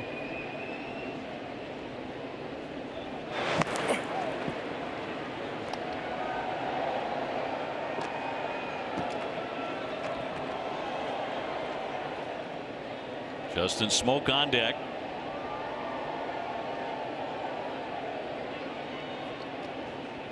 Grichuk, the base runner. He runs pretty well. Who's that cutter?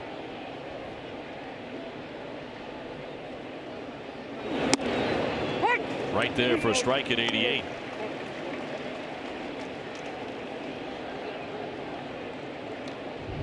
Is that hard cutter, 88 miles an hour?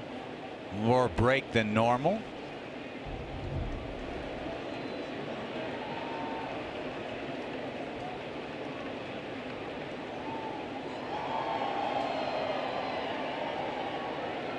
Looking for the K here. Runner goes, and it's fouled away. They did have Grichuk in motion. Yeah, not a bad time to run.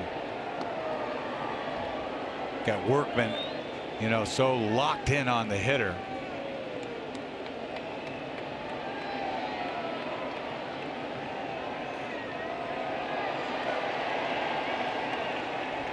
Trying to get somebody's attention.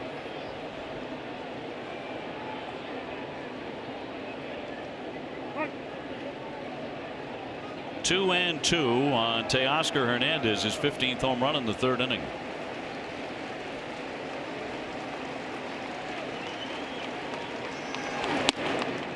Boy, he humped up right there. 92.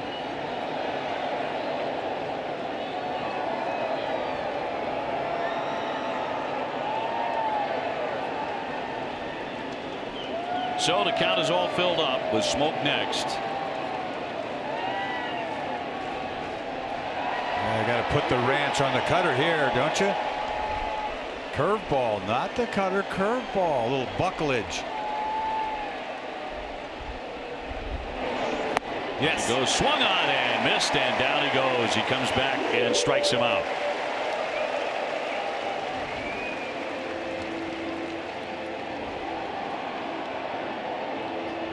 For your Bush.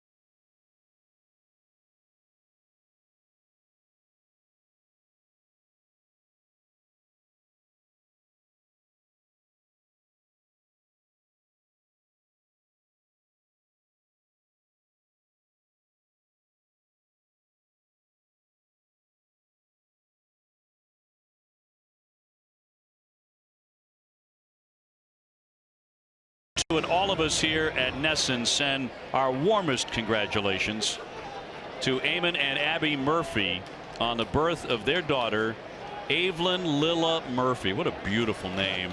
Abby, very important member of the Red Sox media relations team. We'll certainly miss her while she's on maternity leave. Evelyn is a Gaelic name. It means pleasant, beautiful, and radiant. Lilla is an Italian word for lilac. Isn't that lovely? Evelyn.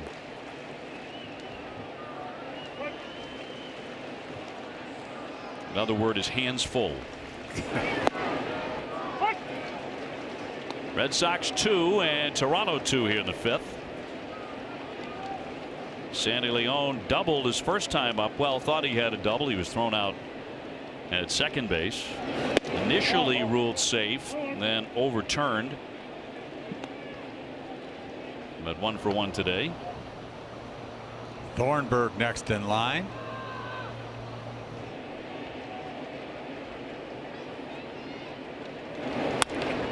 Fly ball into left, pretty well hit. Hernandez backing up to the track, and that's off the very bottom of the wall, and it caroms back, and now he's got his double. Well, that one ate him up out there. He had all sorts of trouble with it. That was a weird route there by Hernandez. I mean, I thought this was a catchable ball. You know, slider, middle of the plate. He doesn't get much of it, just carves it, gets it in the air. I thought it was a routine fly ball to left. He turns around and then just stops on it. What up? I felt the same way. That's Stroman's reaction. Oh, yeah, I felt the same way. Like he said, catch the ball. But a double. Sandy Leon's 2 for 2. Red Sox trying to get back on top here. Jackie Bradley has flied to right 0 for 1. I don't know if he lost that ball or what. He just stopped on it. Fenway can eat you alive. That wall can eat you up. He's got no sunglasses. Not that I don't know if it mattered, but Mookie Betts on deck. Jackie Bradley is closing out the first half with a really nice run at the plate. he really is. I mean, he's looked really good for a month now, and that is a great sign for the Red Sox. Sitting .322 over his last 17 games. Little 3-game hitting streak. I mean, this lineup is good to begin with. You get him going down below, and man, forget about it. In a hole to Stroman here, 0-2.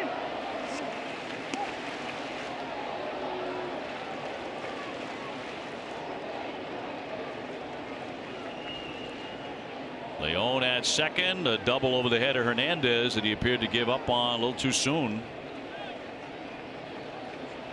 Red Sox capitalize over and over on mistakes like that or misjudgments like that by opponents. They've done it all year, and now Martin wants to head out. Let's take a look at Hernandez's reaction on the double. Yeah, this ball's got to be caught. He must have lost it. Yeah, he said, I guess the wind, I don't know. But Stroman catch the ball. Been there. You don't want to show up to your teammate, that's for sure. But you're fired up. But yeah, leadoff double that you think's an out.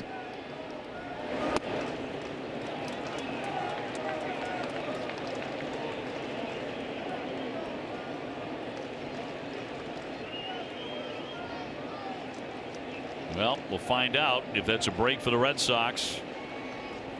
Jackie Bradley tied yesterday's game with a 9th inning double.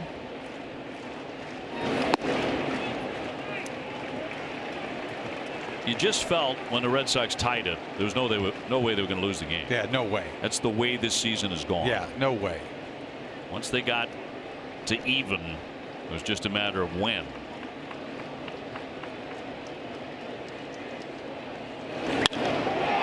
Fly to dead center field. Grichuk racing back. He's turning around. That is off the wall. Leon had to hold up. He's rounding third, trying to score. He will.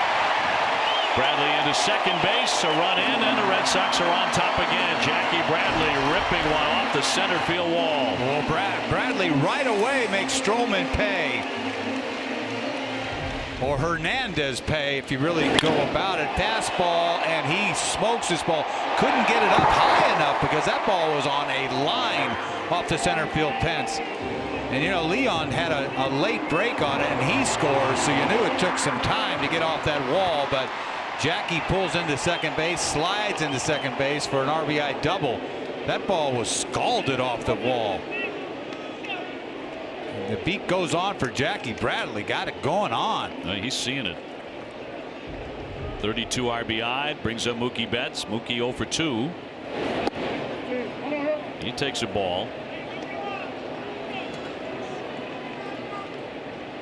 And that's the way it goes for the Red Sox. They just take advantage of every mistake right away.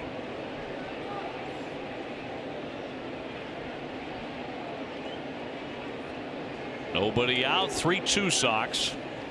High fly right field. That carries deep, but Smith is back there. He's got that. Jackie Bradley tags. He'll advance into third base. Well, he did his job getting over to third base on that fly ball. Productive out there by Betts.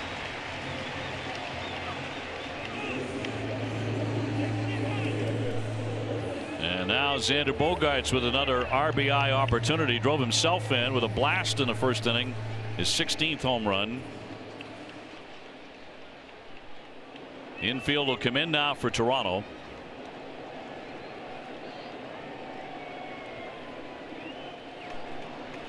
Xander with a 6-game hitting streak. Yesterday afternoon, his 4th career walk-off RBI. He thought all he had was a long sacrifice or maybe a shot off the wall, but it carried and carried for the grand slam. Well, you think about this first half and all the things the Red Sox did. One thing they were missing was Jackie Bradley. Really, if you go, one thing they were missing was Jackie Bradley, and then now we've seen him for the last 3 weeks. Loop active in their bullpen with 1 down. Obviously, there's concern about Eduardo Rodriguez and that ankle and on the disabled list, but talk about guys on the uptick heading into the break. Certainly Jackie Bradley. I mean, there was major concern, Bradley, 6 weeks ago. I mean, he was hitting $170. No doubt about it. And then we talked about he's, a lot of hard luck, line drive, outs. Yeah, it was a long progression for him. That one is flicked foul, 2-1. But truth be told, he did have a lot of hard struck outs. He did. He did. They weren't falling in. Ultimately, you're judged by it falling in. We're not falling in. But now they're falling in. He's hitting it hard, too. Swings much better at home. JD Martinez on deck. And a 2-1 to Xander. Up the middle. That one gets him to the shortstop, throw to first base, and in time to get him there as the run comes in to score to make it 4-2. Shot right back at Stroman. Now we'll see if he's okay. Well, Jackie was going on contact anyway. He was off to the races on contact. Ball right back to Stroman. I don't know where it got him. Winds up going 1-6-3. Let's see where it got him. Kind of the knee or something.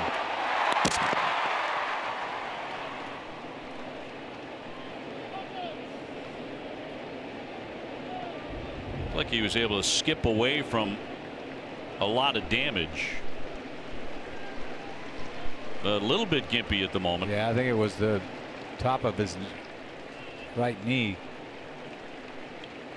Bogaerts will pick up the RBI. That'll be 6 of those in his last 4 at bats.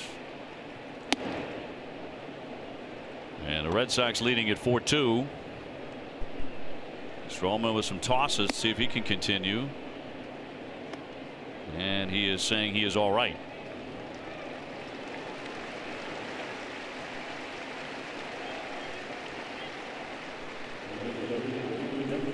So that'll send up JD Martinez. Red Sox with 2 runs on the board. Jackie Bradley in the middle of it. Driving in 1, scoring another. Jackie did not miss a home run by much on that drive to center. Just didn't lift it enough. He hit it so hard. On the day, Martinez with a walk and a run. He's also struck out.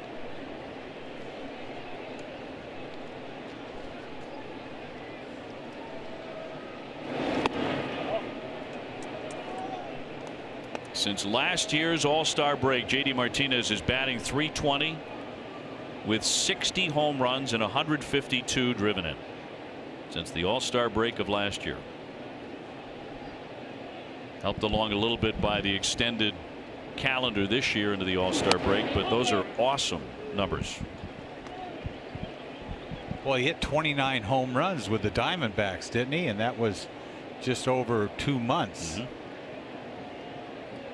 He's leading the majors in homers, RBI, slugging, OPS, and total bases since the All-Star game last year.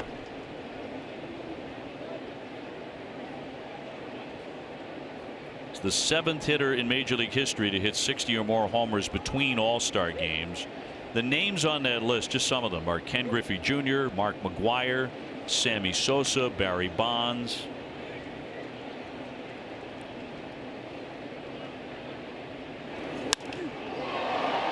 Fly into right field. Smith with a play. And in on it now to make the catch Red Sox get 2 and now are on top 4-2 over Toronto.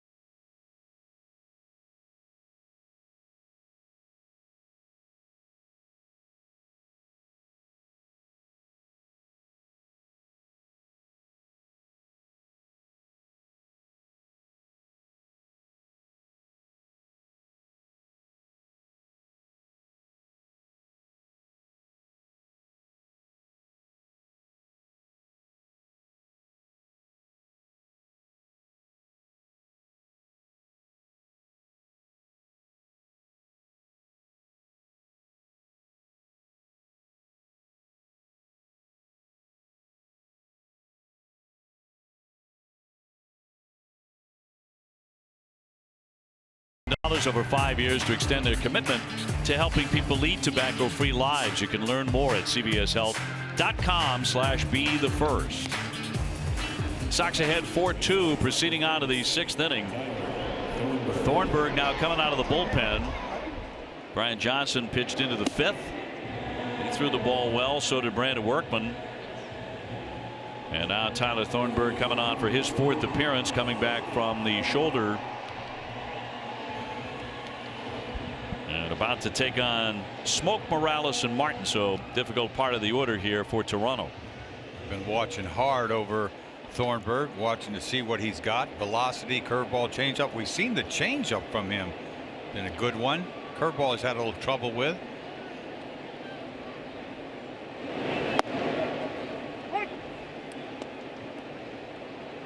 Brandon Workman just continues to get it done. Yes, he does. Just doing his job and piling up innings. To center field, Bradley has it measured right at him, practically bit in, and he makes the grab for the out. Time now for a game break, brought to you by Jordan's, the furniture store of the Boston Red Sox. And here's Adam.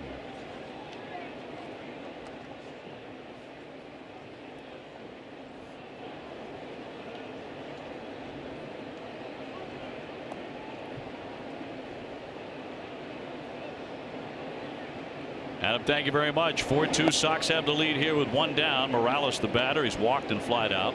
The Yankees trying to win that series. They've won 2 out of 3 over there in Cleveland. Indians have a lot of trouble beating the Yankees, don't they? Yeah, they do. And that big game they lost, game 6 to the Yankees, excuse me, game 5 to the Yankees in Cleveland, that got the Yankees into the ALCS last year. Eventually falling to Houston. What's that curveball? Red Sox have the most wins and the best record in Major League Baseball. Houston Astros have 3 fewer wins. They're 64-34. 1-2. Ripped to the shift and caught. I'm still amazed when a catch is made like that by a second baseman, because if you're used to watching baseball, I know it's been a long time with the shifting and everything, but that's been a hit for 100 years. Oh yeah, and I can't say anything about that. Every time you start talking about shifts, you get a lot of feedback, not good feedback. I mean, that's a base hit anytime, except in this day and age. I mean, that's just the way it is. You get used to it. And I'm not one of these shift denier guys. I'm not for that. I think you should be able to play wherever it makes sense to play, where the analytics say. I'm just amazed when a catch is made deep into right field like that, relatively. Well, what happens too is if you're a left-handed hitter and you can't run. A Up the middle, base hit for Russell Martin. He's 1 for 3. Let's go to TC. Yeah, thanks, OB. Tyler Thornburg made his Fenway debut Friday night with a scoreless inning. He returned to the majors a week ago today. Hadn't pitched in the majors since October of 2016. Now, it's easy to forget just how good he was in 2016, one of the best relievers in the National League. He made 67 appearances and struck out 90 in those 67 innings, a 2.15 ERA, and the third lowest batting average against in the National League. Now, Eck, you mentioned the curveball a couple moments ago. That was a devastating pitch for him back in 2016, but he says it's still a work in progress, a touch and feel that he needs to regain over repeated appearances. The upside of all of this, he said, he's developed a change, never had that before, and it's starting to add to his arsenal. Of course, did not pitch at all for the Red Sox last year. Well, we just saw 2 good curveballs right there, TC, back to back. A little swing and miss on this one. This one's going down. A tight spin right there. Another one. I mean, it's hard to get back in the type of form that this guy was. I mean, it's 2 years ago. He was a 1-inning at a clip guy with Milwaukee then. 67 innings, 67 appearances, a 2.15 ERA. He was a strikeout guy. Struck out 90. I always feel like you're hidden in Milwaukee. That'll be off the plate, 2-2. There's a little cutter. You know, velocity really isn't there either. He's not going to be happy with this appearance, I guarantee you. Smoke hit the ball hard to center field.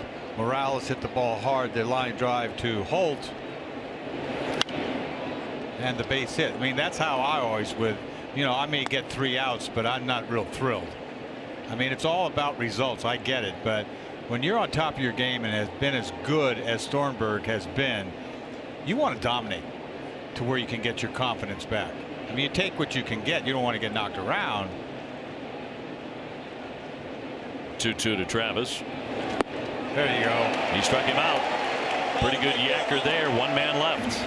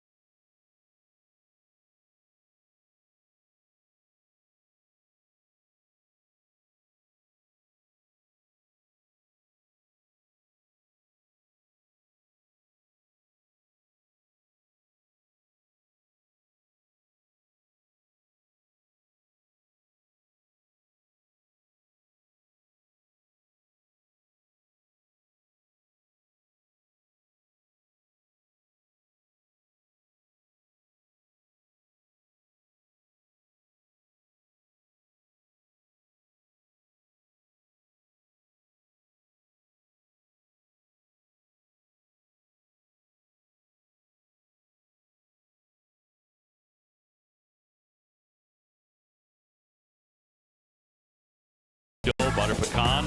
Stop by and grab your favorite flavor. America runs on Dunkin'. Price and participation may vary. It's a limited time offer. Red Sox in the lead 4-2. Aaron Loop will come on out of their bullpen, a left-hander, with Moreland due up, then Pierce and Brockholt. 4 runs on 5 hits for the Sox, including a home run by Xander Bogaerts. 2 runs, just 3 hits, an error for Toronto. Red Sox starting the left-hander Brian Johnson today, pitched into the 5th inning.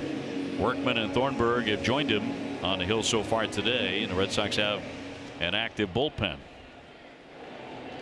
Moreland has reached on an error, and he's also tapped out to second. going to his very first All-Star game. You vividly recall your first All-Star game. Oh, you don't forget the first one. Yankee Stadium to boot. You know, that's a big deal. Wow. And you were just a kid relatively, weren't you? Yeah, I was 22. Jim Palmer started that game, and they let me know. They let me know that I've got the second. That's when you had to go 3 innings, or not had to, but and he told me, Billy Martin was the manager, said, "You've got the second 3 innings." Man, I was as nervous as I've ever been in my entire life. I'll bet. Oh yeah. Oh. And Palmer ended up getting lunched. He gave up. They had a great lineup. The National League. They always did. The National League, they were so arrogant. You know, they thought they were so much better than we were. Well, they always won that thing, didn't they? So what? One, you win one game, you think the league's better? Get out of here. I love how you're still ticked off about it. Yeah. All these years later. That's not kidding. It's still under your skin. They thought they had it going on. It bothered me. Yeah. You know, it really did. I'm glad you've outgrown it. But you had a great story about they left the key for you. Yes. At the hotel because when you were selected, you replaced. I replaced Nolan Ryan. Nolan Ryan. I mean, how about that? Yeah. 22 years old. I wanted to save that thing. I said Nolan Ryan. You know, it was his key. Yeah. I mean, that's huge. You know. But we weren't on TV all that much in '77. You know, back in Cleveland, maybe the weekends you'd be on TV. But this was national piece. Oh yeah. I mean, this is as big as it gets. Now it's a dime a dozen national games, right? 3-1 pitch to Moreland. Fouled away. How'd you do in the game? I did great. Got 6 guys out in a row. Punched out Steve Garvey. But I was, facing some guys. I mean, Joe Morgan, Ted Simmons, Garvey, Say. Who else did I face? That's not to say that Mike Schmidt. I mean, come on, these Mike guys Schmidt. are studs, Yeah. man. And I had some gas for you too. Throwing as hard as I could. What are you saving it for? 22. It's a live arm. 3-2 to Moreland, and he's going to be on ball 4. You know, back in that time, the All-Star game meant something different than it does today. You know, not that guys don't want to win it, but back then it was real league pride. You really wore that. It was thing. pride. Yeah, totally. And I was sweating. I was so nervous, and it was about 100 degrees. I came back. You know, it's funny because I came back for the All-Star game in 2008 was the end of Yankee Stadium. And that was a huge All-Star game because all the Hall of Famers were there. Yeah. I mean, it was a big deal. Pierce with a wave and a miss. He's gone 0 for 2. And they were putting Yankee Stadium to bed basically that year. Mm-hmm. What was your most vivid recollection going into the All-Star clubhouse for the first time? Like, who's gonna be mad at me? And it was Rod Carew. He didn't like me. Rod Carew didn't like you? No, he didn't like me. I threw at him once, you know. That's a long story, but I had all the reason in the world to throw at him, and he didn't like it, took offense to it, never did forget. Guys don't forget. Oh, no. Tag foul with Moreland on at first. Red Sox had 4-2 in the 6th. So there's guys, I've been pointing at for years, right? Punching guys out, and then the next thing you know, they're all in there, and they're eyeballing you like. And now you got to be nice to them. I didn't have to be nice to anybody. I just shut up and sat down. I remember I was sitting next to Reggie, and Reggie's always nice to me. Yeah. But I didn't have a lot of friends in there. Off the plate. Interesting that and Reggie was a very gregarious, social guy. He was. He was always good to me. Took me deep 7 times. Maybe that's why he was nice. No doubt about it. Yeah. Keep being generous. Yeah. Moreland with a short lead at first, 2-2. And it's going to run in and hit him. Got him again. Pierce has already been drilled, of course, on the shin. Where did that get him? Hit batsman will put runners at first and second and bring out the trainer. It's like it got him on the thigh. No, low. Oh my goodness. The other knee, right? He got it on the left knee. Now it's the right knee. It's a tough stretch he's in. Both legs.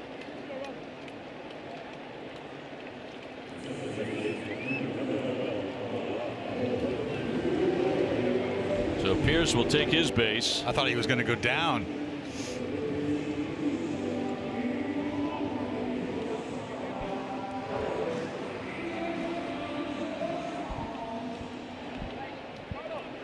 And that'll send a Brock Holt RBI single and a strikeout.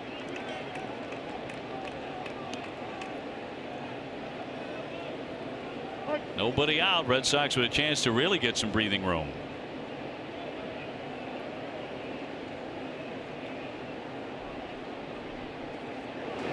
Looking to bunt, he fouls it away. Good time to bunt. I mean, you got to have the right guy up there to bunt. And I think Brock Holt probably the best guy to have on this in this lineup. Jackie Bradley can't bunt. Nunez on deck. He can drop down a bunt when called on. Some guys can bunt for a base hit, but they can't sacrifice, you know. No bunt here, and a strike. So you really had the point of view when you were an all-star, young all-star, playing for the American League, that you didn't even want to talk to the guys that you would have to get out in that clubhouse. Yeah, I don't like it. I don't like being pals with anybody I have to play against. Bob Gibson was like that. Yeah, you stay with the pitchers. You hang around the pitchers. Fly ball down the line. That one headed to the warning track area, but doesn't quite get there, and a foul ball. Boy, that ball just died. He must have hit the end of the bat. Yeah, guys would come up to Bob Gibson in his heyday when he would make the All-Star team, and it'd say, "Get away from me! Get away from me! In about a week, I'm going to have to get you out. I don't want to make friends with you." He was a mean dude. He must have Even been. now, when I go see him, I see him. He's nice to me, but he's scary. 0-2. 1 ball and 2 strikes on Holt.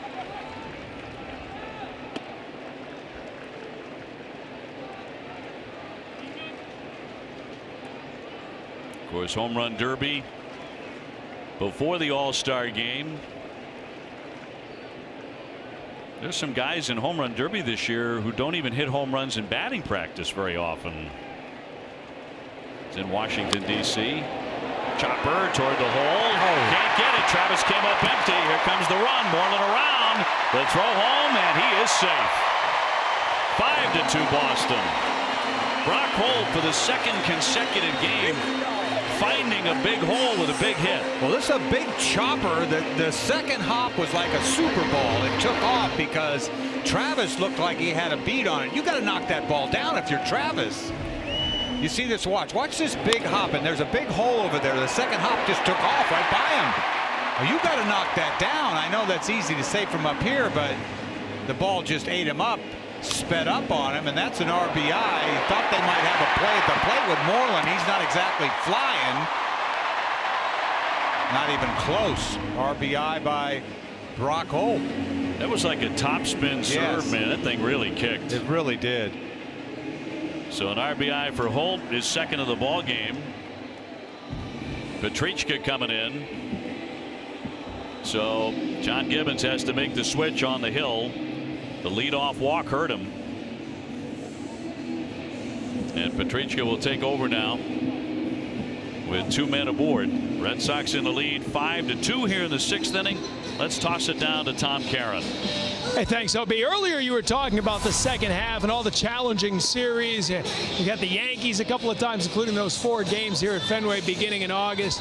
You got 2 series with Cleveland. You still got Houston, a home and home with Philadelphia, where Alex Cora was talking about all that before the game and the importance of winning the division. Now, AC is a big soccer fan, and like a lot of us, he's been watching the World Cup, so he used a World Cup analogy, saying he wants those 5 penalty kicks at the end. He doesn't want 1 shot, meaning he wants to avoid the wild card. And he was talking about his experience here as a player in 2005. You remember the Red Sox and Yankees, each won 95 games, 15 games ahead of anybody else in the division, but Terry Francona was able to rest everybody over the course of September because it didn't matter if you were going to win the division or make it in as the wild card. You were going to that best-of-5 series no matter what. And a lot of people don't like the 1-game wild card playoff, but the upside of it, we're going to have meaningful baseball. Even if the 2 teams are running away from everybody, the Red Sox and Yankees are going to fight tooth and nail to try to win that division. Guys? No question about that. I mean, I think fans probably just want the Red Sox to blow the league away. They don't want any part of that. But I'll tell you what, it makes it so much more interesting that last month of the season. Absolutely fascinating. Nunez 0 for 2. High fly ball into left field, driving back Hernandez all the way back to the wall. He's there to make the play. Runners are going to retreat to second and first. Nunez going after that first pitch and flies out. Sandy Leon on the way up. No surprise there, attacking that first fastball.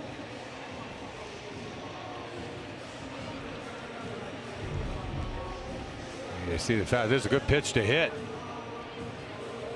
Fastball middle, kind of got the end of the bat, didn't really drive it, skied it. Hernandez had some trouble in left field before, but he catches this one. Leon with a nice day brewing, a single and a double. He has runners at first and second, one away. Red Sox up 5-2. The second half is going to feel like an absolute sprint, particularly as Tom points out, because of a lot of big series crammed in there in those last 64 games. That's going to blow by. I promise you, it's going to be very, very quick. You can't have it any better than to finish with the Yankees in Fenway Park. You just can't. Yep. That'll be September 28, 29, and 30. Red Sox have Baltimore in for 3 games before that. But we'll also have in that final month Atlanta, 2 series with the Yankees, a series with Cleveland, a series with Houston. That's all in September. Yeah. Now a lot of those are at home. Most of them are at home. That's a difficult September.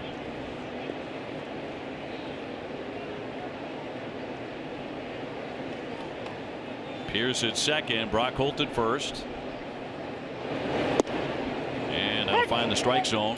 2-2.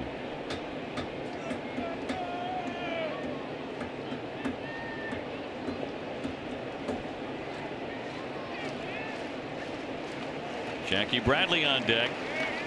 Almost hit a home run his last time up.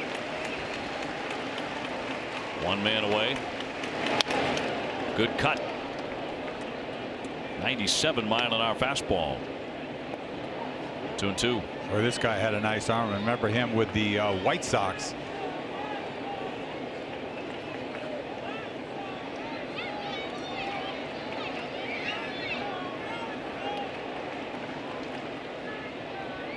They've got rain in Baltimore right now, holding up the Orioles and the Rangers. 6-4 Baltimore, but a rain delay. Rain we had in all likelihood earlier. The 2-2 up and away.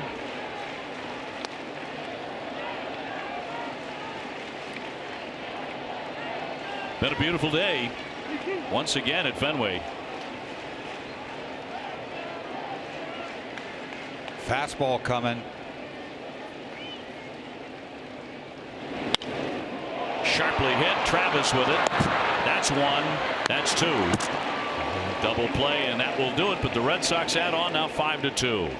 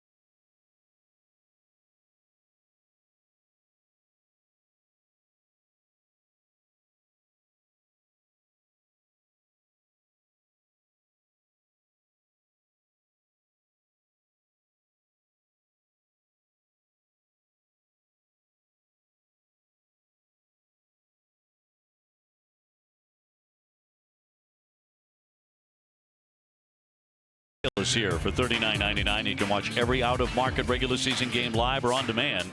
Your subscription includes MLB At Bat Premium. Blackout and other restrictions apply. Visit MLB.tv for details. Dennis Eckersley, Dave O'Brien, Tom Caron from Fenway, 5-2. Sox have the lead.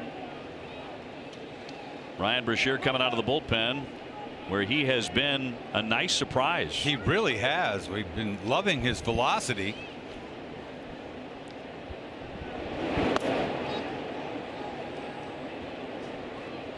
Got a 3-run lead to the 7th.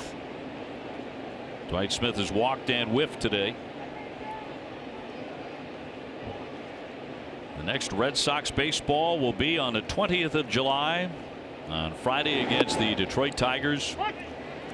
3 games there, then 3 in Baltimore. Red Sox back home on the 26th against the Minnesota Twins.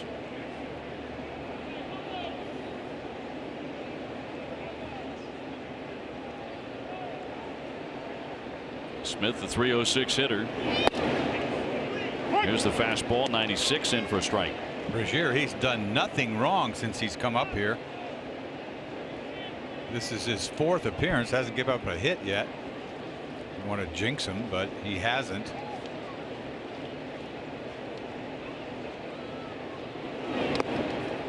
Two and two. Tossed 2 innings of scoreless baseball on Friday against Toronto. Brought up from the Paw Sox on July 8th. He was named to the International League All-Star team. He was closing. He had 13 saves and a 1.34 ERA. Right to the feet of Nunez. Vacuums that up and gets him.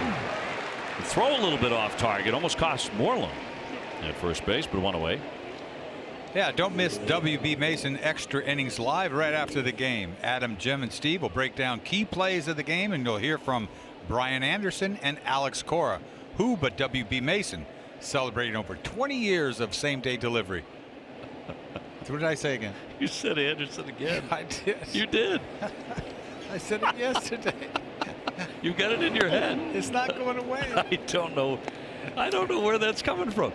The second day in a row you meant Brian Johnson, you said Brian Anderson. Oh, that's great. And yesterday we went down the list of Brian Andersons we know. You know, somebody get tired of being flawless. You know, that's maybe what it is. You got, you know, you can't be perfect. There we are. It's over our heads. Okay. Whoa. We're going to get one, I think, today. I really do. Brian Anderson. Jeez. I don't mean to. I know it happens, though. I got to get I it love out. it. I need to take a couple weeks off. I'll come back. You know? Oh, you've done a lot of games. I'm telling you. Jerry Remy back at it for the Tigers series, and there's a base hit to the left. Diaz smoking that one. His first hit here this afternoon. A couple balls hit hard here. Only the 4th hit today for Toronto.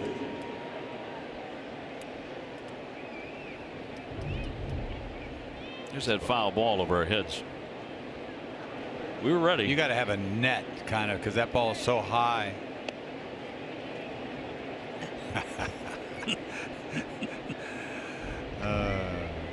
One of these days. One of these days. Nothing yet. We're like everybody else. We come to the ballpark. What do we want? We want a foul ball. Yeah, you feel like a kid again. Never got one. All the games I came to Fenway growing up. Yeah.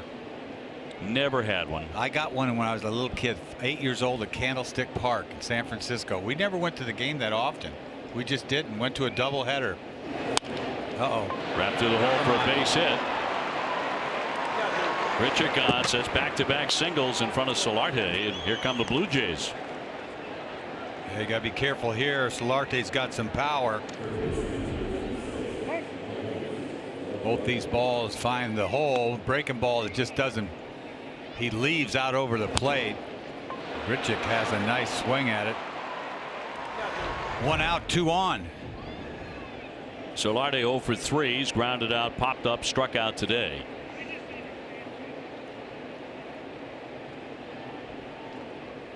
Does have 16 homers.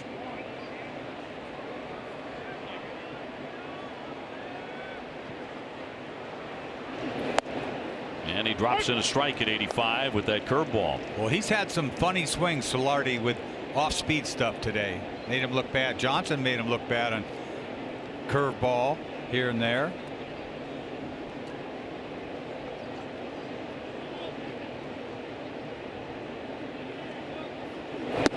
Red Sox do have a lot of guys out of the bullpen who throw hard and have a curveball. And Brazier's one of them too. We don't really have a sinker slider guy. Do you think that's going to be required? I don't know. Maybe that's the add-on. It's a thought. You know, a ground ball pitcher. I mean, everybody likes to have strikeouts, but it's kind of nice to have a ground ball pitcher too. Sure. Get you out of that inning with a double play. Right. 8th inning. Ziegler, they went out and got Ziegler. Was that 2 years ago, right? He did a decent job. I think it was 2 years ago. He did a decent job.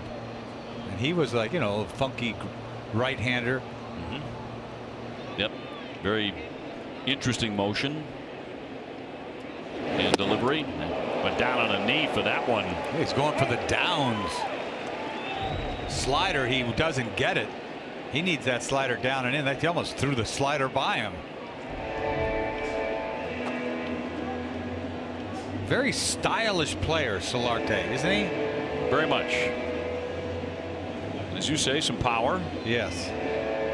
Sometimes being a stylish player isn't really a compliment. It's like borderline. Little meaning to that. A little bit of character. Yeah. And energy, as Alex Cora said the other day when not watching a bad thing. Mookie Betts around the bases. You certainly had it as a player. Just a little. Yeah. 2-2. Flat-footed, fouls it off.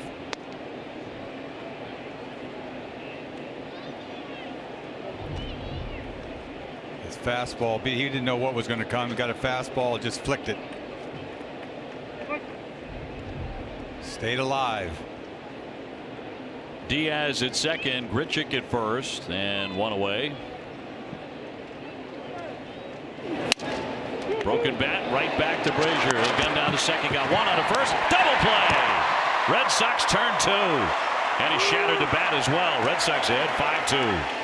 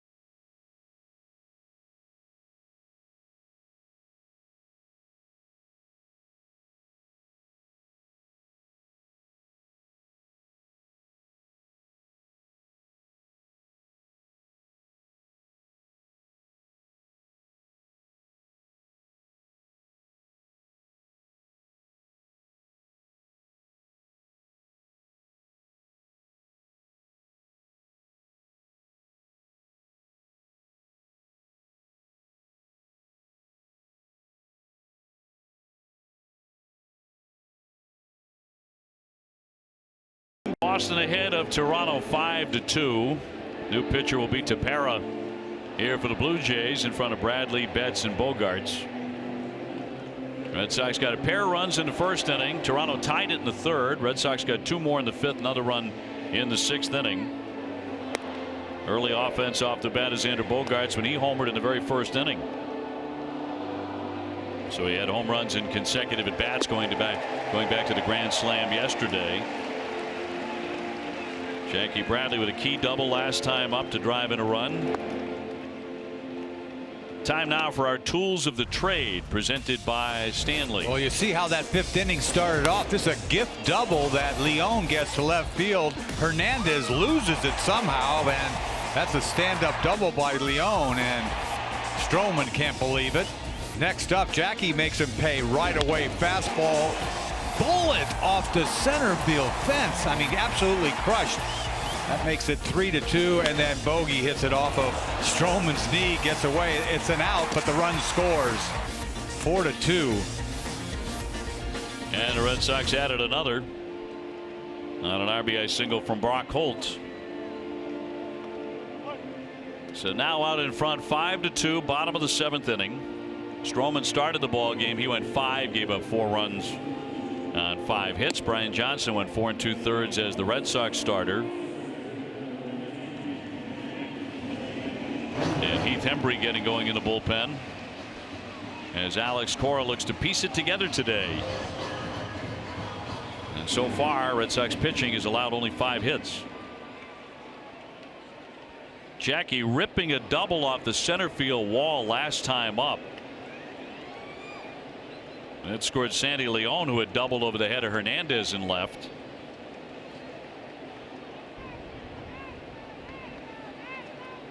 He's 2 for 4 with a home run and a double against this pitcher, Tepera. Really fastball pitcher. Good high velocity fastball pitcher. Kind of in the mix to being their closer since Osuna has been out. 0-1. Jackie, as of late in particular, has been a really tough out against Toronto. Last 7 or 8 games, he's hitting about 400 against the Blue Jays.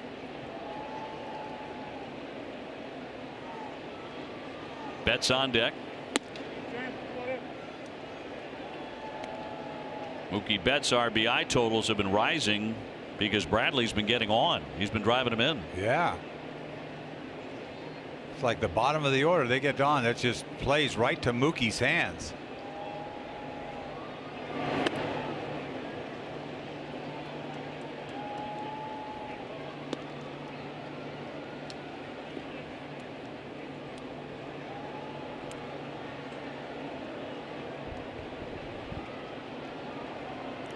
See, a second baseman doesn't go out in the outfield grass like a slow left-handed hitter. That's the difference.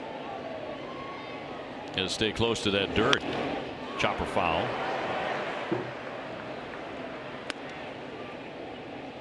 And if you missed it, a big change in St. Louis. Mike Matheny fired as the St. Louis Cardinal manager. So he is out in his 7th year.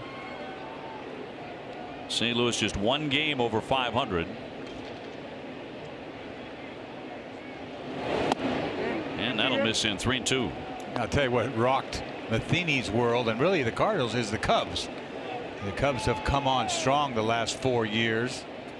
Kind of reversed everything there. Used to be nothing but Cardinals, don't you think? Oh yeah, without a doubt. And they have a 1.5 game lead over Milwaukee. Popped him up into right center. Travis and Diaz. Travis calling everybody off, and he'll make the play. Yeah, on an all-new Charlie Moore Outdoors, Charlie's heads to the lake, then joins his son Anthony to check out Calhoun's and Saugus to get a taste of their famous wings. Catch it all on Charlie Moore's Outdoors tonight at 6 on Nesson. I'm heading that way after the game. I'll save you a that's seat. where we go. You know, you're talking about the All-Star game this year, right? It's in D.C. Last year it was in Miami, right? Mm-hmm. That's an American League, a National League site. So then they go to another National League site. So I think the home team is the American League this year. Isn't that weird? I believe you're correct. So they're unis that, I don't know, because they'll wear the white unis, which is going to be weird. I don't really care, but I just thought I'd bring that up. Well, Mookie was just there. Of course, in Washington, when the Red Sox were there sweeping the Nationals. Where's the All-Star game next year? I'm not positive where it is next year. We'll take a look. Yeah. I think Cleveland. Does Cleveland have it? I think so. It's been a while. The last time they had it was '97. We just checked. It is Cleveland.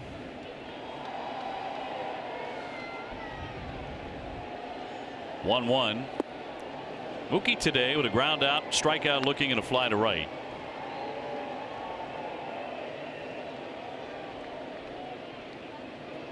When will the All-Star game return to Fenway? Yeah.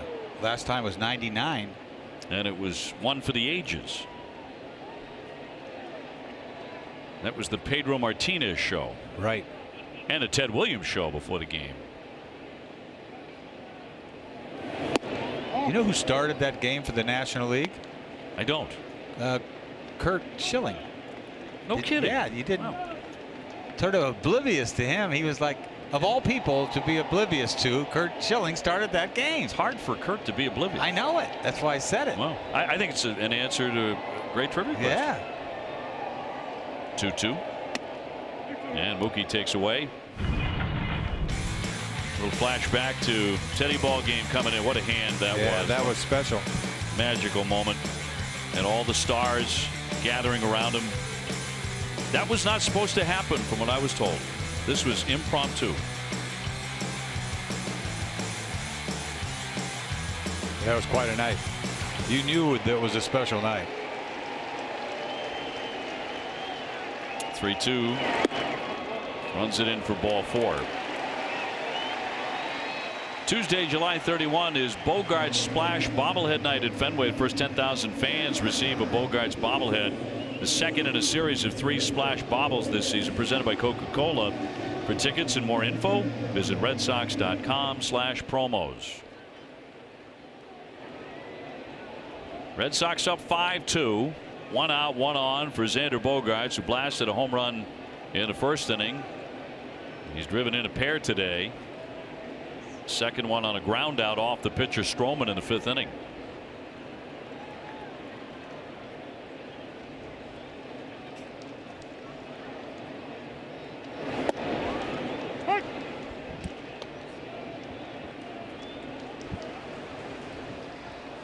Garcia active in their bullpen.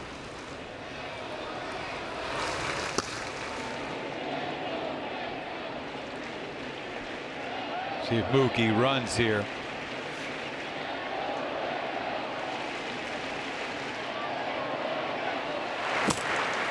Mookie just all over the top 10 in offensive statistics. Of course, he's number 1 in the majors in hitting. Has a huge lead, almost 30 points over Altuve.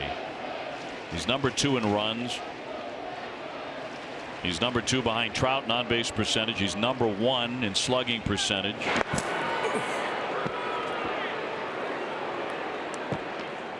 He is number 1 in daytime batting average at .419. Number 1 in home batting average at .420. He hits .420 here. Whew.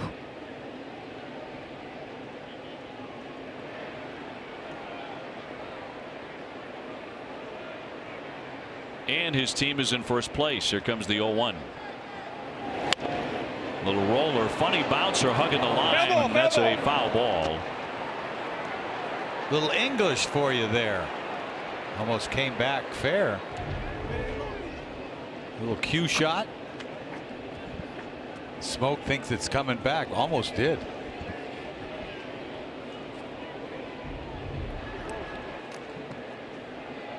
Last half of the 7th, Red Sox head 5-2.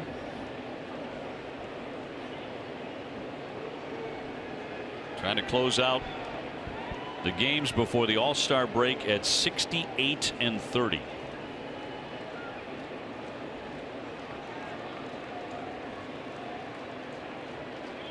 Bogaerts up to 285 with 16 home runs. And down he goes swinging. Out number 2. Working him away. Yeah. We take a look at what's ahead in the next series against the Tigers. This player profile brought to you by Verizon Wireless. JD Martinez, his career at Comerica Park. Former Tiger, 318, 58 home runs.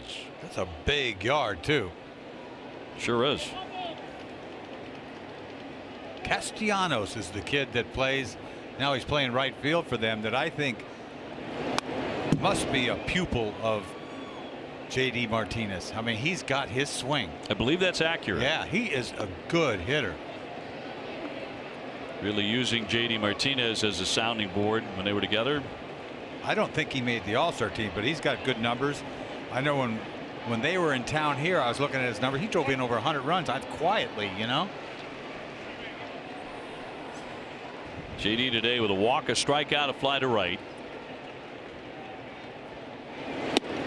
Tried to hold up. Did he swing? He did. Home plate umpire Johnson said that's a swing and a miss, and it's 0-2.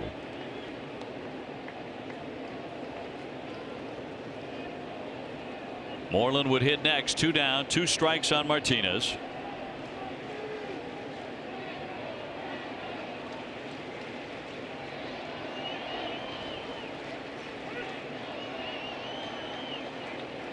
Runner taken off Mookie Betts, and it's flicked foul.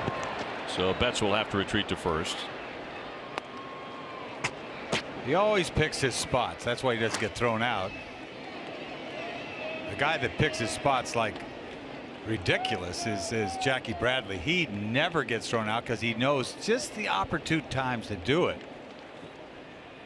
We've got 3 guys that have great steal percentage. Jackie, Betts, and Benny, all 3 of them. Yeah, they've only been thrown out collectively like 2 or 3 times all year. All 3 of those guys all together. Benintendi 1 time, Betts twice, Jackie's 11 for 11. See, he's thinking 0-2, or now it's 1-2, that the pitcher's going to throw something in the dirt. Is that right? That's what he's thinking. Slider in the dirt. Good time to go.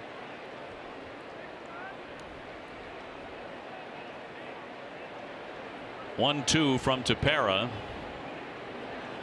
Betts running again. It's high, throw down, and he dropped it. That's going to be a stolen base. Boy, he had him. Martin had a great pitch to throw, high and away fastball. Like I said, he was waiting for a waste pitch. It happened to be a high fastball, and Diaz just drops it. Look at this high fastball. He's off and throwing balls right there. Does not catch the ball. That's how good Mookie Betts is going. Throw beats him, can't hang on.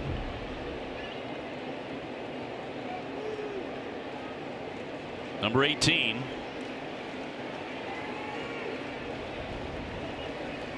Opening up an RBI chance for Martinez to drive in his 81st run.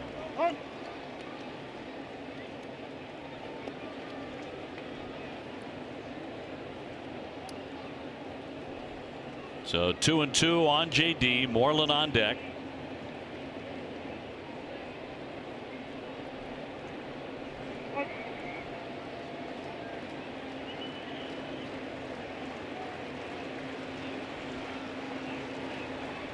And a 2-2 from the right-hander. Pop foul out of play. Mookie Betts without a hit today, but still finding a way to influence this thing, particularly if he can score. And if Mookie can score here, it'll be his 80th run of the season.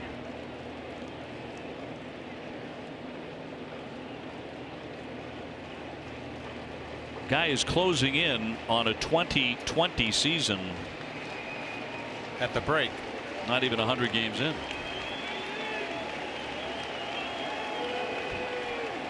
Two again. And popped up again, back out of play. I remember back in the days when Ricky Henderson stole 100 bags. I mean, every time he got on, it was a show, right? It was all about stealing bags. And now, you know, Mookie could steal a lot more bags if he wanted to, but you don't want to ruin, you know, what's happening at the plate.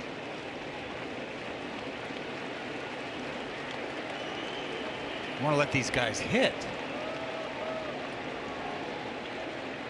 Yeah, that was the Ricky show. Yeah, it's all about Ricky. Bobble, there goes Mookie Betts, throw down, going to be tagged out. So Mookie putting on the brakes, and he is tagged out at third, and that will retire the side. Is that caught stealing?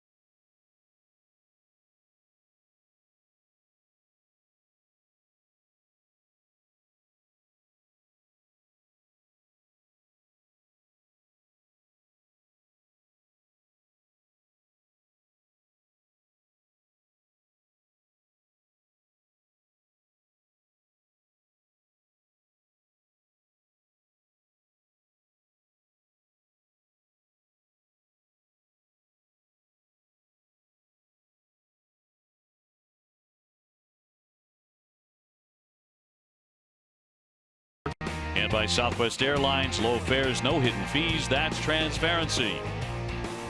Red Sox with a 5-2 lead here on Toronto going to the 8th inning. Meanwhile, in Cleveland, the Indians have just gotten a home run from Brantley, and they lead the Yankees 3-2. That's in the bottom of the 8th. Boy, it'd be nice to go into the break with a 4.5 game lead. That would be the biggest lead of the season for the Yes. Red Sox.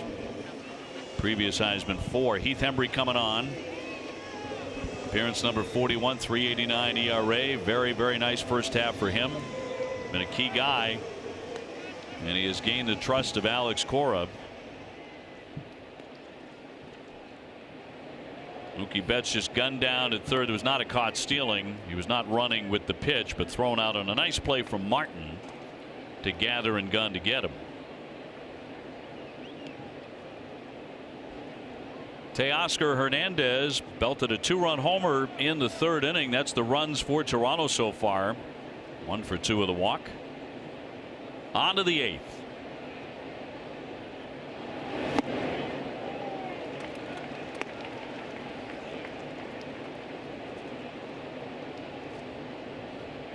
Detroit has a 5-2 lead on Houston in the 6th inning. That's Verlander, I believe, number 35. So they must have knocked him around early.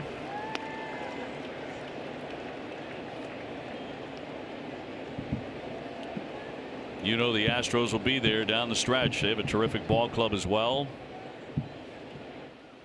Talk around the American League is certainly the Sox, the Yankees, and Houston is the big 3.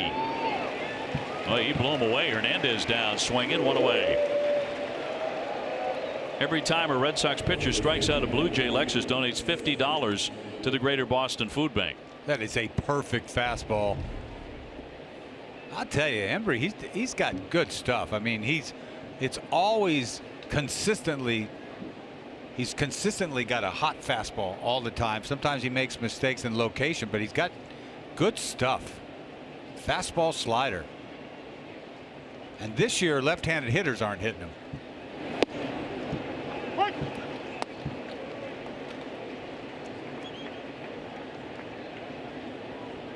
Lefties really scuffling along. 196 against him. They hit over 300, I think, last year off him.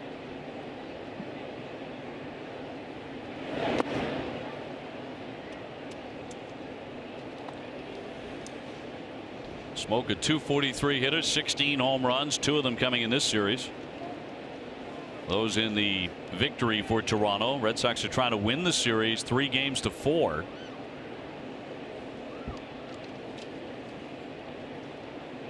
Nobody aboard, a shift on. 1-2. That's the curveball. You don't see a lot of those. It's normally fastball, slider, cutter. But he takes a little bit more off of this, gets a little downward action going. I mean, he's been great with inherited runners. He's come in with 20 guys on base, only 3 have scored. That is great. Roped into the shift, and that one gets through Brock Holt and off into right field. Smoke hit it right on the button, and he is on with one away. Yeah, how do you give that an air? You know what I'm saying? To the guys in right field like that. He hit it hard, and he kind of does a little hop there. You never know how it's going to come off that grass necessarily. That'll be a hit. It's got to be a hit. Smoke 1 for 4.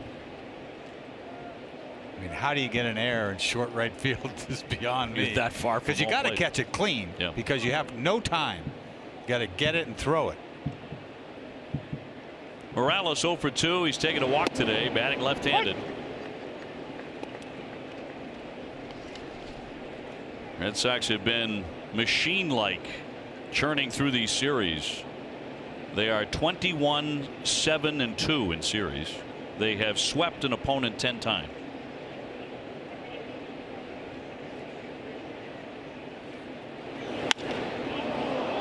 Mile high to center, but not that deep. Jackie Bradley's under and now in on it.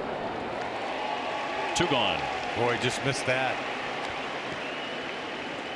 Premium flex plans are on sale right now. Those include matchups with the Yankees and summer weekend games in some of the best seat locations at Fenway. For more information, go to redsox.com/premiumflex. 2 down in the 8th. Russell Martin has gone 1 for 3 with a single.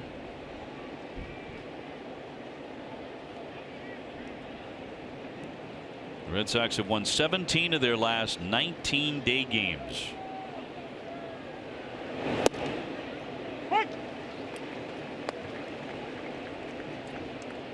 I've seen a lot of really good ball clubs struggle in day games, but not this one. They've won 7 in a row in the daytime. They do everything right. Getaway days, they win. Lead off games to a series. It's hard to find a stat they don't.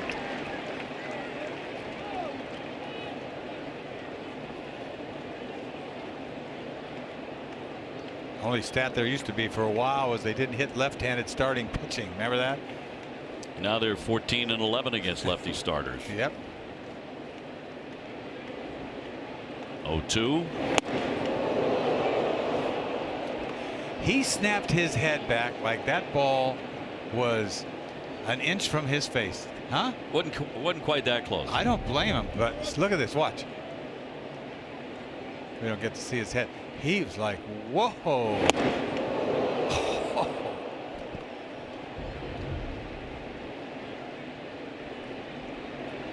Martin at 175. He's had a difficult year at the plate. I mean, he's having a tough time at the plate. And an 0-2 pitch, and it's like, give me a break, will you? He is 2 for 7 against Hembry. Smoke on at first, 2 away. Red Sox up 5-2. Not a big hit day. Each side with 6 hits.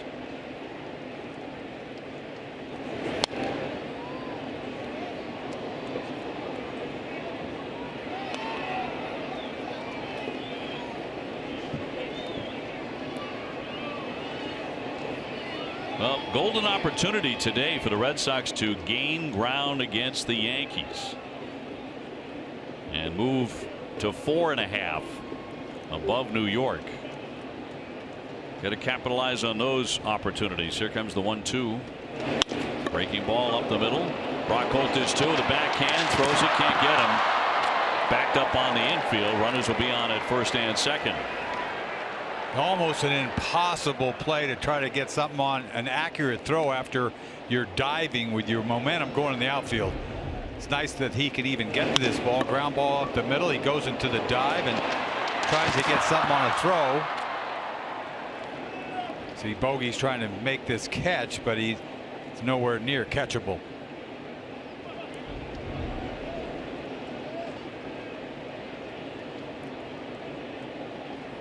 So base hit for Martin, his second today. Travis will climb in 0 for 3, 2 strikeouts, a fly to center.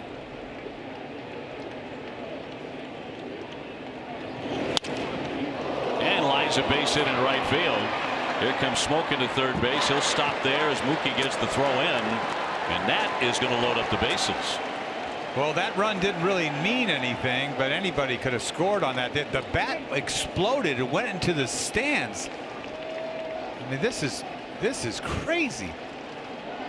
You see busted bat singles, but watch this bat. It goes flying into the stands and just dunks in front of Mookie. Yeah, I guess Smoke would have had a tough time scoring on that. But watch the bat explode, and it keeps going.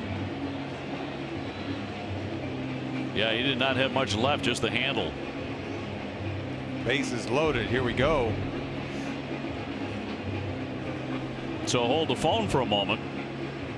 Red Sox with a decent lead at the moment, but now they're all loaded up for Dwight Smith. We'll see if everybody's okay in the stands. As that bat, most of it went flying. That could be so dangerous. Well, it's all up to Hembree right here. It's his game. Batter will be Dwight Smith. He's walked, struck out, grounded out. 0 for 2. There are 2 gone. Pointer's just now getting up. Granderson has come to the on deck area. He would hit for Diaz, and he got fooled badly on that one. Strike 1.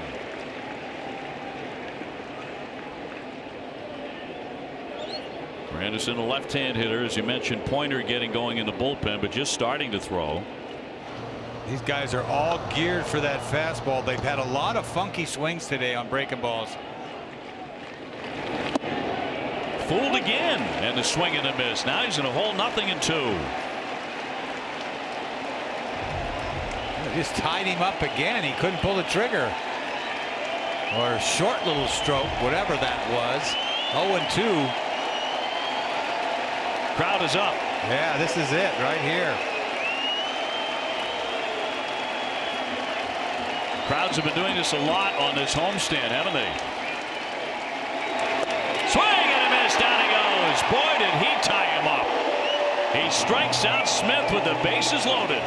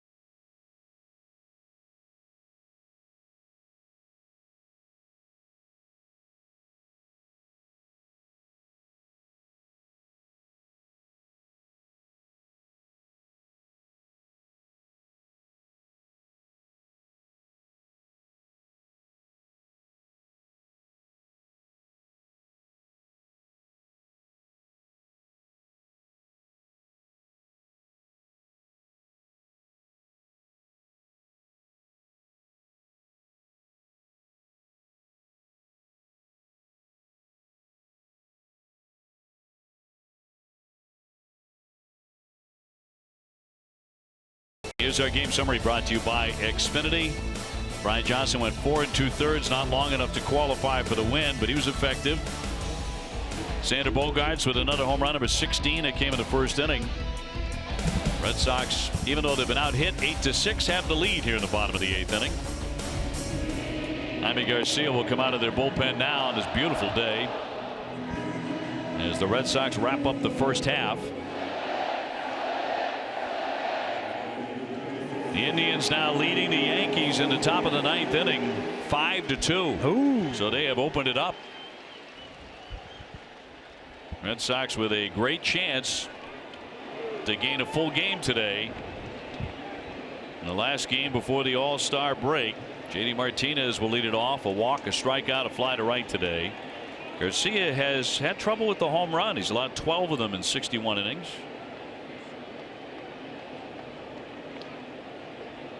And as mentioned, a 6.16 ERA.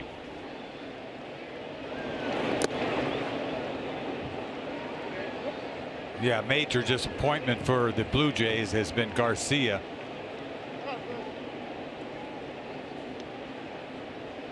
He's been a starter. Spent a long time with the St. Louis Cardinals. Made 13 starts this year, but now assigned to the bullpen. And the 1-0. Mitch Moreland on deck, and then Steve Pearce due to hit. And the last of the 8th. Rowley getting going in the bullpen, so more activity out there. They've used a lot of relief pitchers in this series, haven't they? They really have. Kimbrel loosening as well. Craig soon to be on a flight to Washington, D.C. in another All-Star appearance. 7 of them.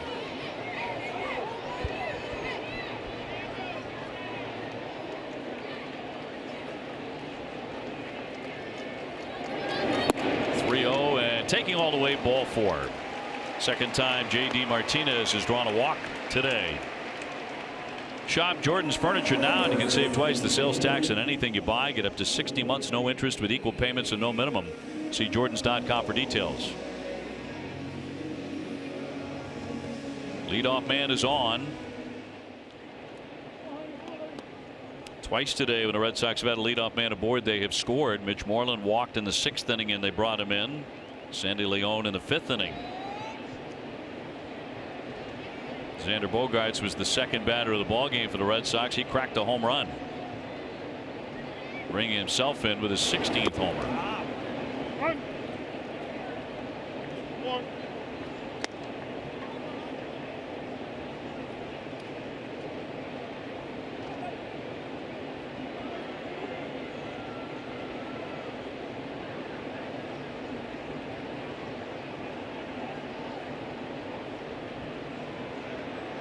Lefty's 1-0. Boy, he is finding the dirt with regularity. Yeah, he's clueless out there. Obviously doesn't get a lot of work. It's been a rough year for him.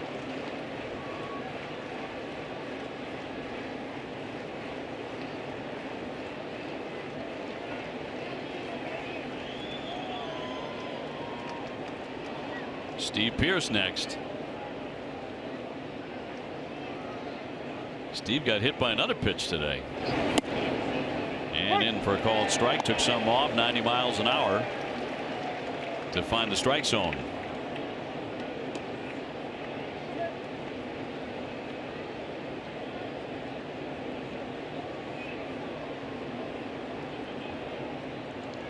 Five runs, just 6 hits for the Sox. 2 runs, 8 hits, an error for Toronto.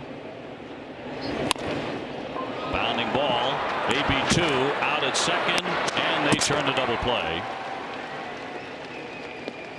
So 2 away in the Red Sox 8th inning, right in front of Pearce.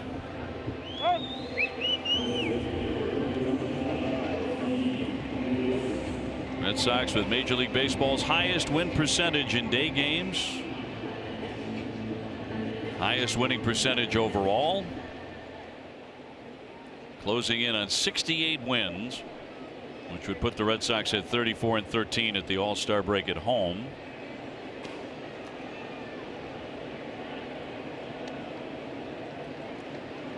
And just might be 4.5 up going into the break. Pearce today 0 for 2, hit by a pitch on the leg. And as mentioned, that 4.5, if the Red Sox get it, would be their largest lead of the season.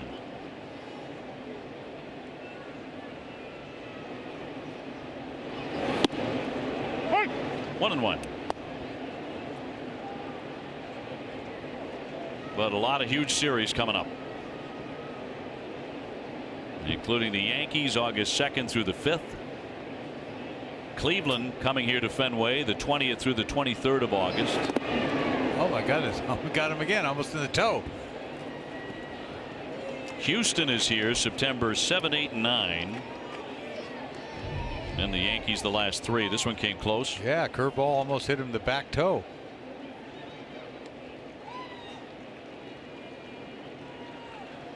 Two balls, one strike, 2 out, bases are clear. And Garcia's 2-1. Brock Holt waiting his turn. He's had a good day at the plate with a pair of run-scoring singles. He continues to have a really fine year. He really has. Talk about how they've gone about covering second base. Nunez and Holt.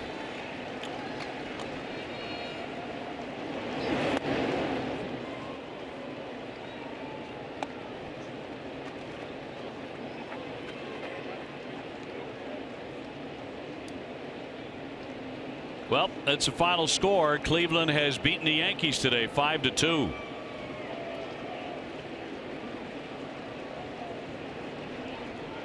As the Red Sox lead 5-2 in the 8th inning. Payoff pitch now. And he will take ball 4. So Pierce is on for the second time. Brock Holt will swing again.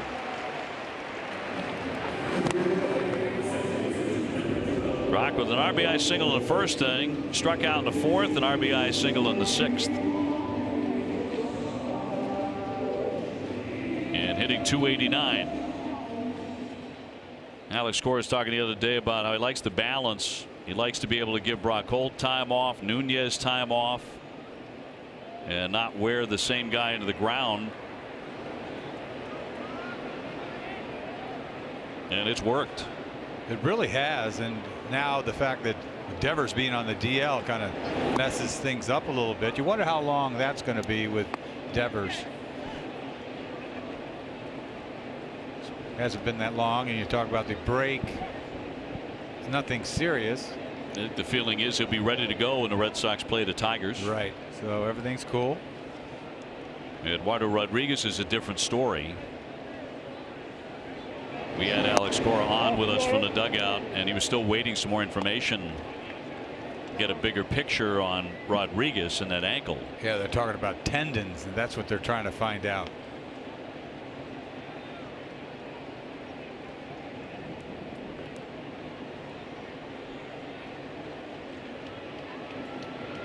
Erod was throwing the ball yesterday as well as we've seen him all year, I think. In there for a called strike. He's just coming to his own, really. This is what, we thought Erod would be. Yesterday, before he went out with the injury, he was chasing his 12th win. Here's the 2-1.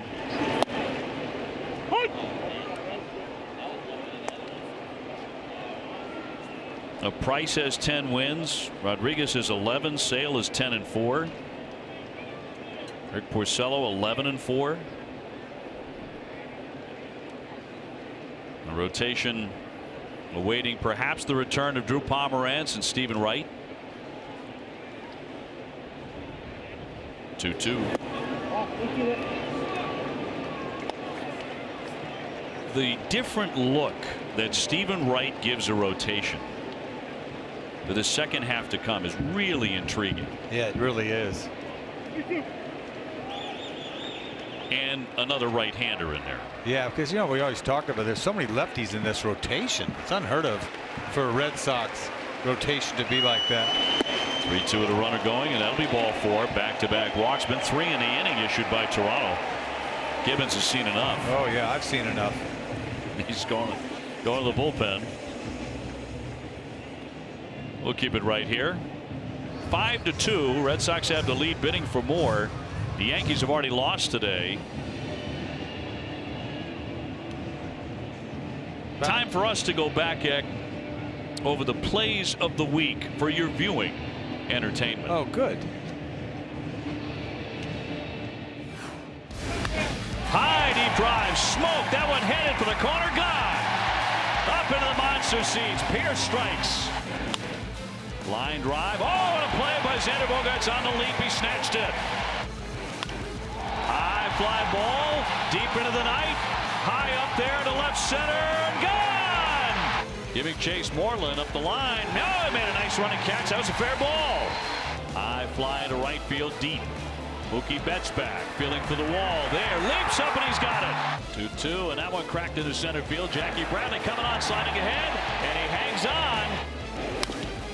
Ground ball. Oh, Sale has it. To Bogaerts one. On the first, got him with a bang play and a double play. He's a cat. Yep. What a pleasure. 98 miles an hour. The 12th strikeout of the night. 3-2. High deep right. He crushed it. It's a grand slam. Wow. I'm telling you, it's time to party. They're all loaded. High fly ball deep into left center field. Get out of Way here. back it carries. That ball is gone. The Red Sox walk it off in style. That's how it's done.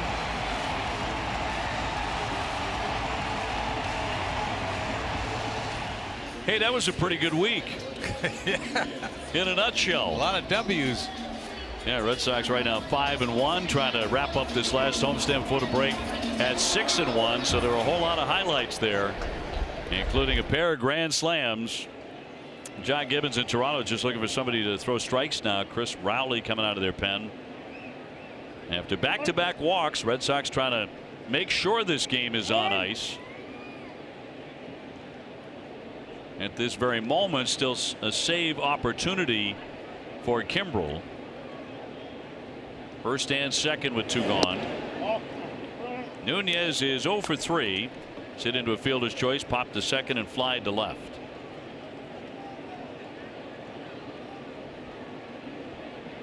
And Red Sox again showing they can win in several different ways. Not just about the home run and scoring, 7, 8, 9 runs. They've been out hit today. Yeah, they only got 6 hits, 5 runs. Foul ball really bit Martin. He's taking some shots in this series. He's taken some shots in a lifetime. He sure really. has, yeah. Tough veteran catcher. Pearson Holt aboard.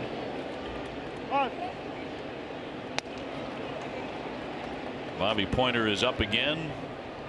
Bobby had some really nice moments early in the season after he made the ball club and helped out the Red Sox in some tight spots. Remember that slew of 1-run, 2-run games early in the season. Yeah, right away he did a nice job. Found his way on the staff to begin with. That wasn't an easy feat. Hard ground ball knocked down by Diaz, but he recovers in time to get the force. The side is retired as we go to the 9th inning. The Red Sox here in game number 98 on top 5-2. Red Sox All-Stars light up the most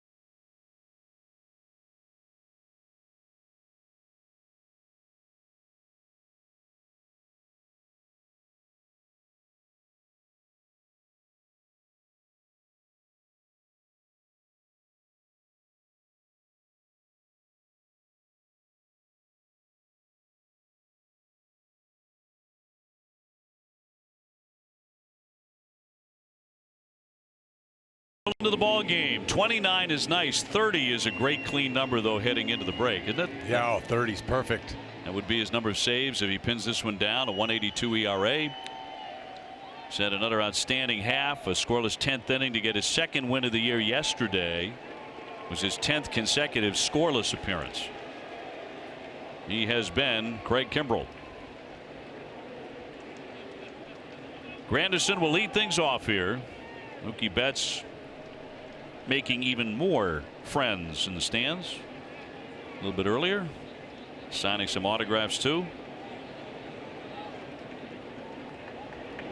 So Granderson to hit, strike one on him.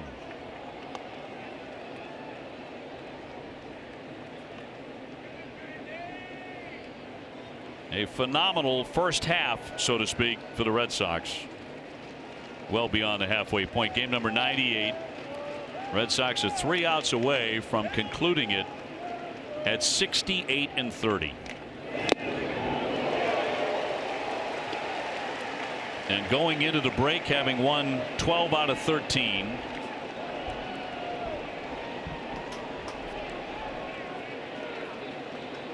They're almost finishing the break the way they started the season, 17-2, and just bookends. Popped up into left center field. Bradley coming on along with Martinez, and Jackie Bradley's got that. Granderson retired. Bob's Discount Furniture going to bat for the Jimmy Fund again. Bob will donate $1,000 to the Jimmy Fund for every game saved. Everybody saves at Bob's, the only choice for untouchable furniture value. Available in store or at mybobs.com.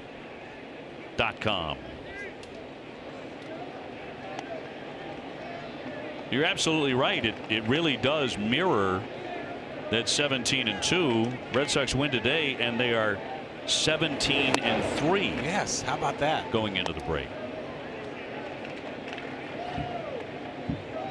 And to your earlier point, there are no negative numbers. None. Every one of them is not only a positive, they're amazing. I mean, we drop amazing all the time, but it's amazing. There are no perfect teams. No. Everybody's got holes. But this is the greatest first half in the history of this franchise. I think that's the point. Yes. Haven't seen anything like this before. Red Sox trying to go to 38 games over 500. Last time they did that was 1949.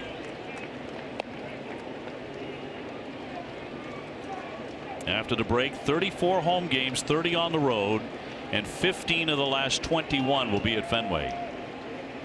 Although a very tough schedule of games. Cut on and miss. Down he goes. 2 up and 2 down. Yeah, what new? Some gas for you right here. Ball is going up and away. Gritchett has no chance.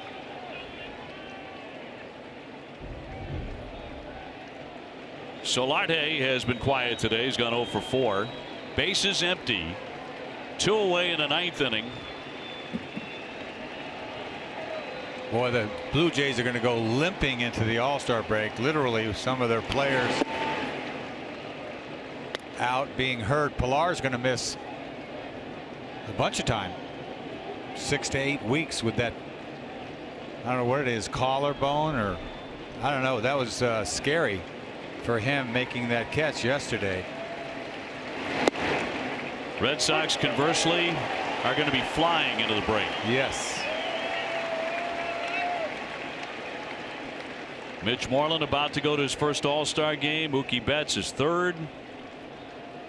JD Martinez, Chris Sale, and this man on the mound, Craig Kimbrell, all heading for Washington, D.C. And you can watch him on Tuesday night in the All-Star game against the National League.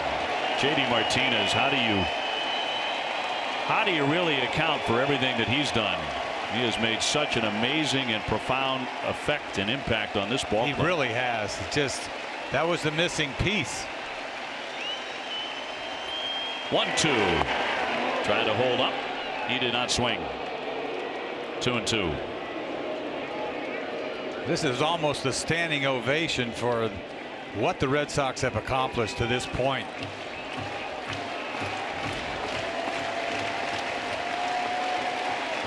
Big crowd at Fenway, a beautiful Sunday afternoon, looking to send them off to the All-Star break. 3-2.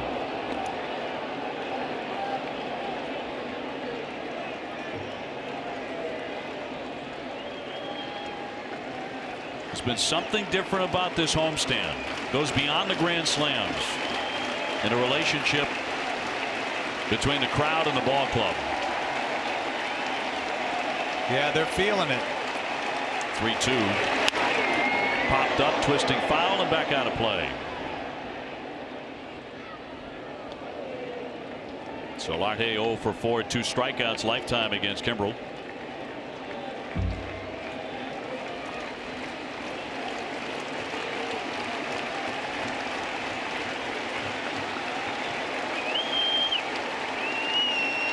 Red Sox a strike away from taking a 4.5 game lead in the division over the Yankees.